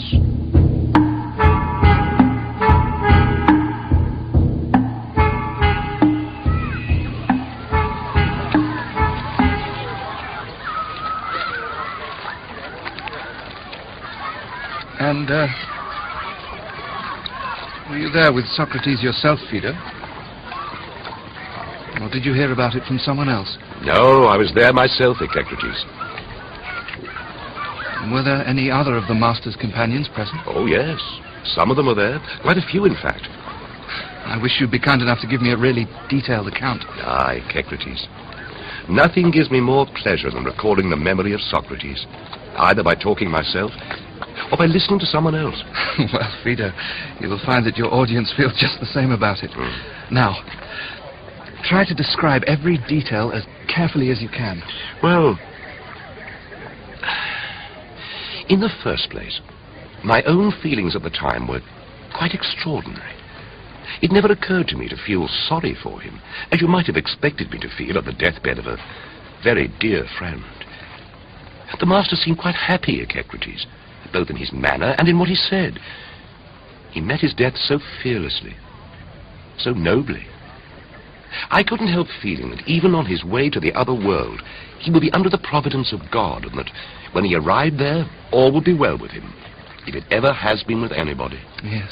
So I felt no sorrow at all, as you might have expected on such a solemn occasion. And at the same time, I felt no pleasure at being occupied in our usual philosophical discussions. That was the form that our conversation took. I felt an absolutely incomprehensible emotion, a sort of curious blend of pleasure and pain combined, as my mind took it in that in a little while my friend was going to die. All of us who were there were affected in much the same way. Between laughing and crying, one of us in particular, Apollodorus, you know what he's like, don't you? Of course I do. Well, he quite lost control of himself, and I and the others were very much upset. Who else was actually there, Phaedo? Why, Apollodorus and Critobulus and his father Crito, and some other people from Athens. Plato, I believe, was ill. Any visitors from outside? Yes, Simmias of Thebes, with Cabes. Oh, yes. When we arrived, the porter, instead of letting us in as usual, told us to wait outside until he gave us the word. The commissioners are taking off Socrates' chains, he said, and warning him that he is to die today. After a short interval, he came back and told us to go in. When we went inside, we found Socrates just released from his chains, and Xantippe, you know her, sitting by him with a little boy, Menexenos, on her knee. As soon as Xantippe saw us, she broke out into the sort of remark you would expect from a woman. "Oh, Socrates, this is the last time that you and your friends will be able to talk together." Socrates looked at Crito. "Crito," he said, "someone had better take her home." Some of Crito's servants led her away, crying hysterically. Socrates sat up on the bed, drew up his leg, and massaged it. What a strange thing it is, my friends, this sensation which is popularly called pleasure. It's remarkable how closely it's connected with its conventional opposite, pain. I had a pain in my leg from the fetters, and now they're gone. I feel the pleasure coming that follows it. Well, I suppose that for one who is soon to leave this world, there is no more suitable occupation than inquiring into our views about the future life and trying to imagine what it is like. What else can one do in the time before sunset? Socrates. What is it, Crito? Only this, Socrates, that the man who is to give you the poison has been asking me for a long time to tell you to talk as little as possible. He says that talking makes you heated and that you ought not to do anything to affect the action of the poison.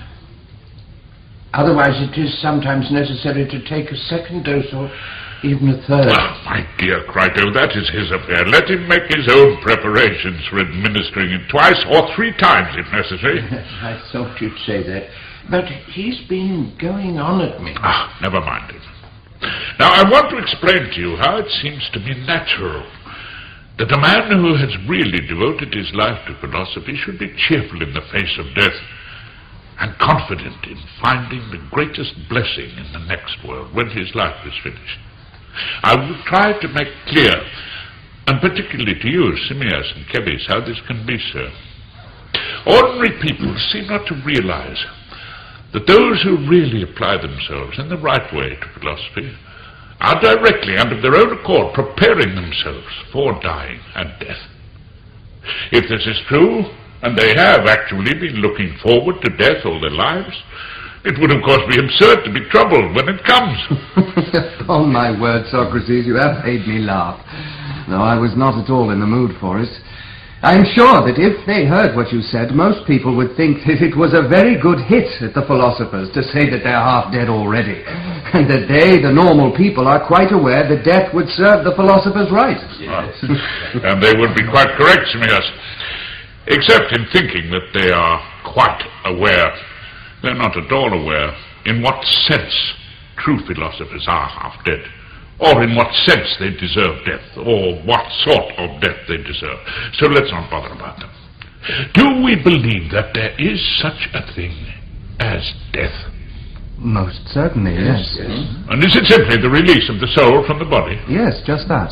Well then, my boy, do you think that it is right for a philosopher to concern himself with the nominal pleasures connected with food and drink? Certainly not, Socrates. What about sexual pleasures? No, not at all. And what about things like providing himself with smart clothes and shoes and other bodily ornaments? Do you think that he values them or despises them? I think the true philosopher despises them. Then it is your opinion, in general, that a man of this kind is not concerned with the body, but keeps his attention directed as much as he can away from it and towards the soul. Yes, it is. So it is clear, first of all, in the case of physical pleasures, that the philosopher frees his soul from association with the body so far as is possible, to a greater extent than other men. It seems so, yes. And most people think, do they not, Simias, that the man who finds no pleasure and takes no part in these things does not deserve to live, and that anyone who thinks nothing of physical pleasures has one foot in the grave. That is perfectly true. Now take the acquisition of knowledge. Can we rely completely on human sight and hearing? Or is it true, as the poets are always dinning into our ears, that we neither hear nor see anything accurately? Yet if these senses are not clear and accurate, the rest can hardly be so, because they are all inferior to the first two. Right. Then when is it that the soul attains to truth? When it tries to investigate anything with the help of the body, it is obviously led astray. Quite so. Is it not in the course of reflection, if at all, that the soul gets a clear view of facts? Yes. Surely the soul can best reflect when it is free of all distractions, such as hearing or sight or pain or pleasure of any kind. That is, when it ignores the body and becomes as far as possible independent, avoiding all physical contacts and associations as much as it can, in its search for reality. That is so. Then here too, in despising the body and avoiding it and endeavoring to become independent, the philosopher's soul is ahead of all the rest. It seems so. Now then, do we recognize such a thing as absolute uprightness? Indeed we do. And absolute beauty and goodness too? Of course. Yes. Have you ever seen the real nature of these things with your eyes? Certainly not. Isn't it true that in any inquiry you are likely to attain more nearly to knowledge of your object in proportion to the care and accuracy with which you have prepared yourself to understand that object in itself? Certainly, yes. Don't you think that the person who is likely to succeed in this attempt most perfectly is the man who pursues the truth by applying his pure and unadulterated thought to the pure and unadulterated object, cutting himself off as much as possible from his eyes and ears and virtually all the rest of his body as an impediment which by its presence prevents the soul from attaining to truth and clear thinking? Is not this the person, Simias, who will reach the goal of reality, if anyone can? What you say is absolutely true, Socrates. All these considerations must surely prompt serious philosophers to review the position in some such way as this. So long as we keep to the body and our soul is contaminated with this imperfection, there is no chance of our ever attaining satisfactorily to our object, which we assert to be truth. In the first place, the body provides us with innumerable distractions, owing to the nourishment it must have. Any diseases which attack us hinder our quest for reality. Besides, the body fills us with loves and desires and fears and all sorts of fancies and a great deal of nonsense, with the result that we literally never get an opportunity to think at all about anything. Yes. Whole wars are undertaken for the acquisition of wealth, and the reason why we have to acquire wealth is the body, because we are slaves in its service. That is why we have so little time for philosophy. It seems, therefore, that the wisdom which we desire and upon which we profess to set our hearts will be attainable only when we are dead. If no pure knowledge is possible in the company of the body, then either it is totally impossible to acquire knowledge, or it is only possible after death, because it is only then that the soul will be separate and independent of the body. Oh, don't you agree with me, Cineas? Oh, yes, absolutely, Socrates. So this journey, which is now ordained for me, carries a happy prospect for any other man also, who believes that his mind is prepared by having been, in a manner, purified. It does indeed, yes. And purification consists in separating the soul as much as possible from the body and accustoming it to withdraw from all contact with the body and concentrate itself by itself. The philosopher's occupation consists precisely in the freeing and separation of soul from body. Isn't that so? Yes.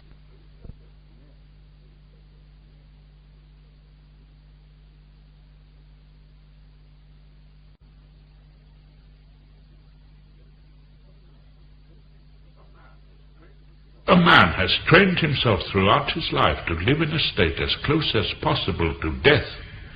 Would it not be ridiculous for him to be distressed when death comes to him? It would, of course.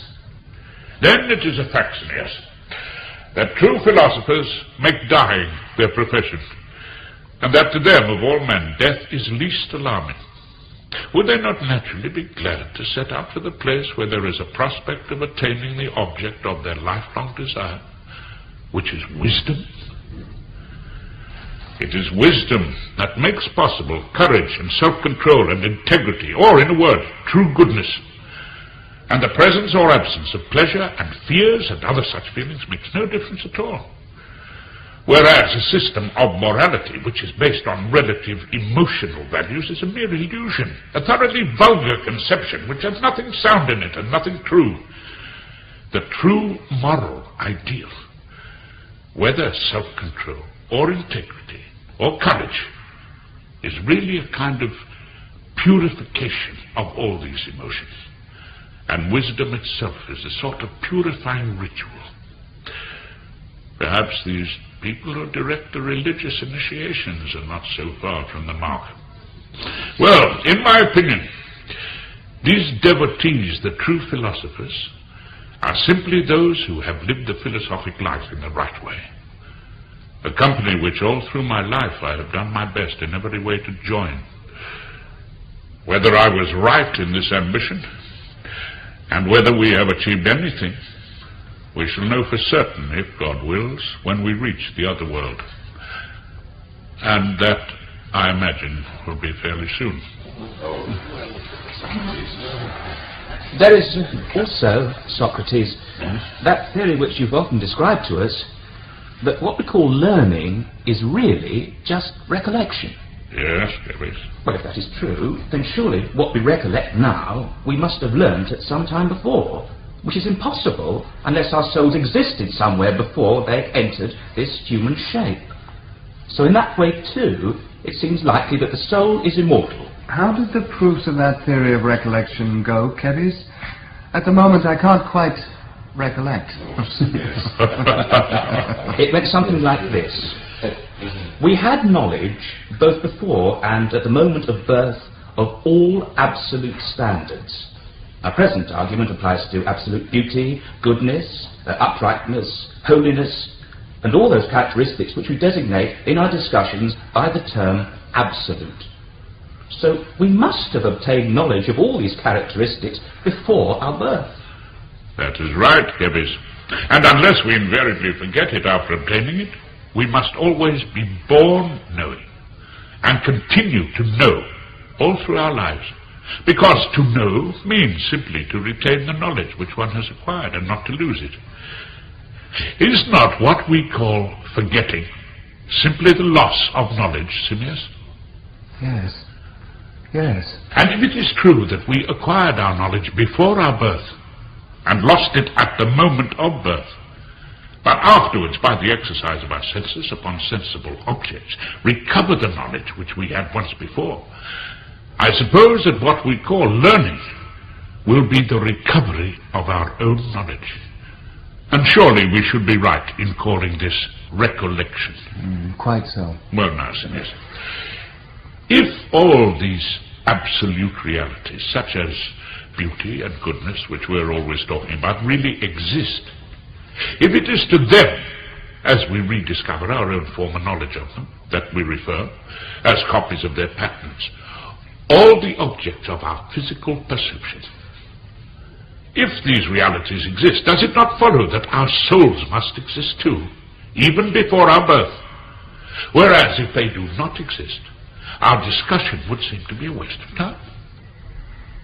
Is this the position, that it is logically just as certain that our souls exist before our birth as it is that these realities exist, and that if the one is impossible, so is the other?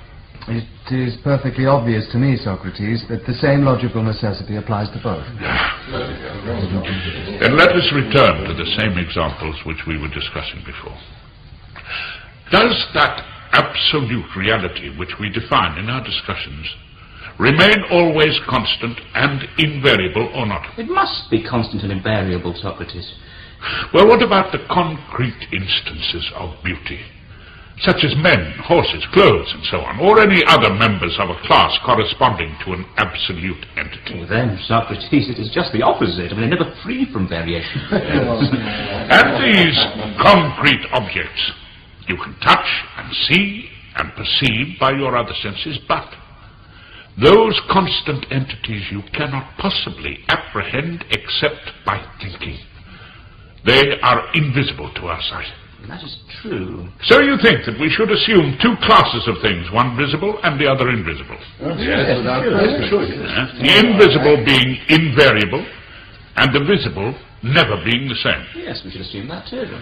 Well now, are we not part body, part soul? Certainly. Then to which class do we say that the body would have the closest resemblance of relation? But obviously to the visible. What do we say about the soul then? Is it visible or invisible? It's invisible. So, Socrates, the soul is more like the invisible, and the body more like the visible. That's right, my dear Fido. Did we not say that when the soul uses the instrumentality of the body for any inquiry, whether through sight or hearing or any other sense, because using the body implies using the senses, it is drawn away by the body into the realm of the variable, and loses its way and becomes confused and dizzy as though it were fuddled through contact with things of a similar nature? Certainly. But when the soul investigates by itself, it passes into the realm of the pure and everlasting and immortal and changeless.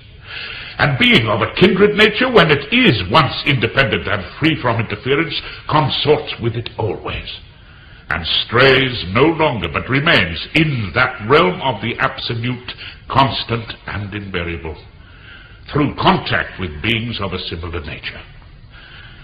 And this condition of the soul we call wisdom. Yes. Well, it's an excellent description, and perfectly true, Socrates. Very well, then. In the light of all that we have said, both now and before, To which class do you think that the soul bears the closer resemblance and relation? I think, Socrates, that even the dullest person would agree from this line of reasoning that the soul is in every possible way more like the invariable than the variable. And the body? Well, the body is, of course, variable. Yes. Look at it this way, too. When body and soul are both in the same place, nature teaches the one to serve and be subject, the other to rule and govern. In this relation, which do you think resembles the divine and which the mortal part? Don't you think that it is the nature of the divine to rule and direct, and that of the mortal to be subject and serve? I do. Then which does the soul resemble? Obviously, Socrates, soul resembles the divine, and body the mortal. Yes. Now, Kebis, see whether this is our conclusion from all that we have said. The soul is most like that which is divine, immortal, intelligible, uniform, indissoluble, and ever self-consistent and invariable. Whereas body is most like that which is human, mortal, multiform, unintelligible, dissoluble, and never self-consistent. Can we adduce any conflicting argument, my dear Kebis, to show that this is not so? No, I don't think we can. Very well, then. In that case, is it not natural for body to disintegrate rapidly, but for soul to be quite, very nearly, indissoluble? Certainly. And so, Kebis, those who care about their souls and do not subordinate them to the body dissociate themselves firmly from these others and refuse to accompany them on their haphazard journey. And believing that it is wrong to oppose philosophy with her offer of liberation and purification, they turn and follow her wherever she leads. Socrates, what exactly do you mean? I will explain. Every seeker after wisdom knows that up to the time when philosophy takes it over, his soul is a helpless prisoner, chained hand and foot in the body, compelled to view reality not directly, but only through its prison bars and wallowing in utter ignorance. And philosophy can see that the imprisonment is ingeniously affected by the prisoner's own active desire, which makes him first accessory to his own confinement. Well, philosophy takes over the soul in this condition, and by gentle persuasion tries to set it free. She points out that observation by means of the eyes and ears and all the other senses is entirely deceptive, and she urges the soul to refrain from using them, unless it is necessary to do so, and encourages it to collect and concentrate itself by itself, trusting nothing but its own independent judgment, and attributing no truth to anything which it views indirectly, because such objects are tangible and visible, but what the soul itself sees is conceived only by the intellect and is invisible. But if what is immortal is also imperishable, it is impossible that at the approach of death soul should cease to be. If soul is really immortal, surely it must be imperishable too. So it appears that when death comes to a man, the mortal part of him dies, but the immortal part retires at the approach of death and escapes, unharmed and indestructible. Therefore, Socrates, our souls will really exist in the next world. This has the ring of truth to me. But there is a further point, my friends. If the soul is immortal, it demands our care, not only for that part of time which we call life, but for all time. And indeed, it would seem now that it will be extremely dangerous to neglect it. If death were a release from everything, it would be a boon for the wicked, because by dying they would be released not only from the body, but also from their own wickedness, together with the soul. But as it is, since the soul is clearly immortal, it can have no escape or security from evil except by becoming as good and wise as it possibly can. For it takes nothing with it to the next world except its education and training. And these, we are told, are of supreme importance in helping or harming the newly dead at the very beginning of the journey there. But such as have purified themselves sufficiently by philosophy live thereafter altogether without bodies, which is not easy to portray, nor is there time to do so now. But the reasons which we have already described provide grounds enough, as you can see, Simmias, for leaving nothing undone to attain during life some measure of goodness and wisdom. For the prize is glorious and the hope great. Yes. Of course. No reasonable man ought to insist that the facts are exactly as I have described them, but that either this or something very like it is a true account of our souls and their future habitation. Since we have clear evidence that the soul is immortal, this, I think, is both a reasonable contention and a belief worth risking, for the risk is a noble one. We should use such accounts to inspire ourselves with confidence, and that is why I have already drawn out my tale so long. There is only one way, then, in which a man can be free from all anxiety about the fate of his soul. If in life he has abandoned bodily pleasures and adornments as foreign to his purpose and likely to do more harm than good, and has devoted himself to the pleasures of acquiring knowledge, and so by decking his soul not with a borrowed beauty but with its own, with self-control and goodness and courage and liberality and truth, he has fitted himself to await his journey to the next world. You, Simmias and Kebis and the rest, will each of you make this journey someday in the future. But, as a character in some tragedy might say, for me the fated hour calls even now. In other words, it's about time that I took my bath. I prefer to have a bath before drinking the poison rather than give the women the trouble of washing me when I'm dead. Very well, Socrates. But have you no directions for the others or myself about your children or anything else? Yes. What can we do to please you best? Yes. Nothing new, Crito. Just what I'm always telling you. If you look after yourselves, whatever you do will please me and mine, and you too, even if you don't agree with me now. On the other hand, if you neglect yourselves and fail to follow the line of life as I have laid it down, both now and in the past, however fervently you agree with me now, it will do no good at all. We shall try our best to do as you say. But in what fashion are we to bury you? In any fashion you like. That is, if you can catch me and I don't slip through your fingers.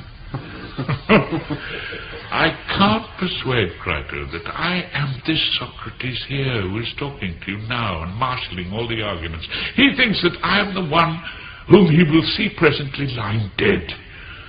And he asks, how is he to bury me? As for my long and elaborate explanation that when I have drunk the poison I shall remain with you no longer, but depart to a state of heavenly happiness, this attempt to console both you and myself seems to have been wasted on him. You must give an assurance to Crito for me, the opposite of the one which he gave to the court which tried me. He undertook that I should stay, but you must assure him that when I am dead, I shall not stay, but depart and be gone. That will help Crito to bear it more easily, and keep him from being distressed on my account when he sees my body being burned or buried, as if something dreadful were happening to me, or from saying at the funeral that it is Socrates whom he is laying out, or carrying to the grave, or burying. Believe me, my dear friend Crito, Misstatements are not merely jarring in their immediate context, they also have a bad effect upon the soul. No, you must keep up your spirits and say that it is only my body that you are burying, and you can bury it as you please, in whatever way you think it most proper.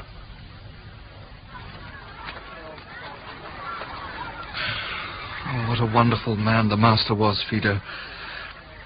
And was that the last time you heard him speak? With these words, he got up and went into another room to bathe. And Crito went after him, but told us to wait. So we waited, discussing and reviewing what had been said, or else dwelling upon the greatness of the calamity which had befallen us. For we felt just as though we were losing a father, yes, and should be orphans for the rest of our lives. Yes. Meanwhile, when Socrates had taken his bath, his children were brought to see him.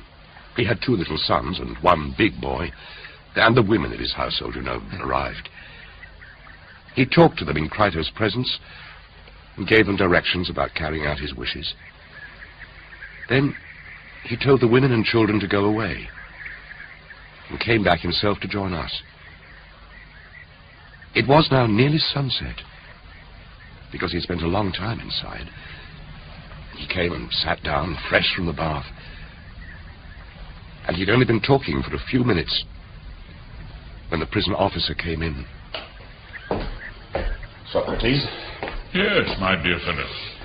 Socrates, I can't reproach you as I reproach others for being angry with me and cursing whenever by order of the rulers I direct them to drink the poison. In your time here, I've known you for the most generous and gentlest and best of men who've ever come to this place.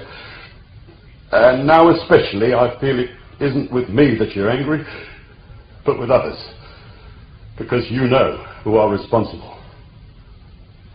Well, now, you know the message I've come to bring. Goodbye then. Try to bear what must be as easily as you can. Goodbye to you, too. We will do as you say. Ah, what a pleasant fellow. All the time I've been here, he has visited me and sometimes had discussions with me, shown me the greatest kindness. And how generous of him now to shed tears for me at parting. But come, Crito, let us do as he says. Someone had better bring in the poison if it is ready prepared. If not, tell the man to prepare it. Oh, but surely, Socrates, the sun's still upon the mountains. It's not gone down yet. Besides, I know that in other cases people have dinner and enjoy their wine and sometimes the company of those whom they love, long after they receive the warning, and only drink the poison quite late at night. Now, there's no need to hurry. There's still plenty of time. It is natural that these people whom you speak of should act in this way, Crito, because they think that they gain by it. And it is also natural that I should not, because I believe that I should gain nothing by waiting just a little longer. I should only make myself ridiculous in my own eyes if I clung to life when it has nothing more to offer. Come, do as I say, and don't make difficulties. At this, Crito made a sign to his servant who was standing nearby. The servant went out and, after spending a considerable time, returned with the man who was to administer the poison. He was carrying it ready prepared in a cup. Well, my good fellow, you understand these things. What ought I to do? Just drink it, then walk about until you feel a weight in your legs. Then lie down. Then it'll act of its own accord. As he spoke, he handed the cup to Socrates, who received it quite cheerfully, without a tremor, without any change of color or expression, and said, looking up under his brows with his usual steady gaze, "What do you say about pouring a libation from this drink? Is it permitted or not?" Oh, we only prepare what we regard as the normal dose, Socrates. I see. But I suppose I am allowed, or rather bound, to pray the gods that my removal from this world to the other may be prosperous. This is my prayer, then, and I hope that it may be granted. With these words, quite calmly and with no sign of distaste, he drained the cup in one breath. Up till this time, most of us have been fairly successful in keeping back our tears, but when we saw that he was drinking, that he had actually drunk it, we could do so no longer. In spite of myself, the tears came pouring out, so that I covered my face and wept broken-heartedly, not for him, but for my own calamity in losing such a friend. Crito had given up even before me and turned away when he could not restrain his tears. But Apollodorus, who had never stopped crying even before, now broke out into such a storm of passionate weeping that he made everyone in the room break down, except Socrates himself. Oh, really, my friends, what a way to behave. Why, that was my main reason for sending the women away, to prevent this sort of disturbance. One should make one's end in a tranquil frame of mind. Calm yourselves and try to be brave. This made us feel ashamed, and we controlled our tears. Socrates walked about, and presently, saying that his legs were heavy, lay down on his back. That was what the man recommended. The man, he was the same one who had administered the poison, kept his hand upon Socrates, and after a little while examined his feet and legs, then pinched his foot hard and asked if he felt it. Socrates said no. Then he did the same to his legs, and moving gradually upwards in this way, let us see that he was getting cold and numb. Presently he felt him again, and said that when it reached the heart, Socrates would be gone.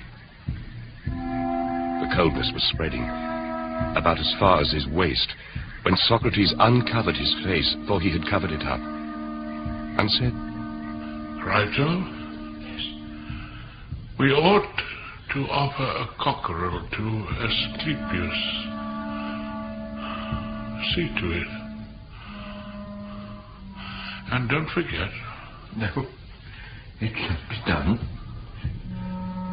Are you sure that there is nothing else? Socrates made no reply to this question. But after a little while he stirred, and when the man uncovered him, his eyes were fixed. When Crito saw this, he closed the mouth and eyes. Such, Socrates, was the end of our comrade, who was, we may fairly say, of all those whom we knew in our time, the bravest, and also the wisest and most upright man.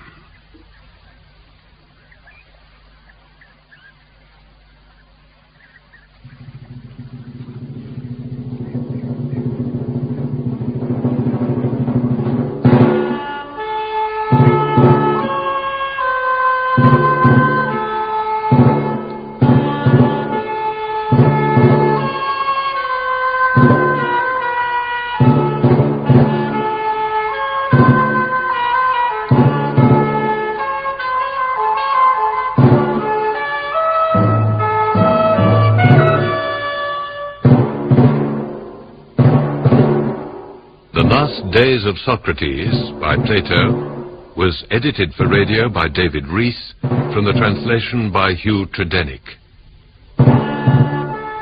Socrates was Leo McKern. Crito was played by Cyril Luckham, Phaedo by John Rye, Echecrates by Christopher Douglas, Simmias by William Hope, Kebes by Peter Aker. The prison officer was played by David Sinclair. The music was composed and conducted by Christos Pitas. The Last Days of Socrates was directed by John Theocharis.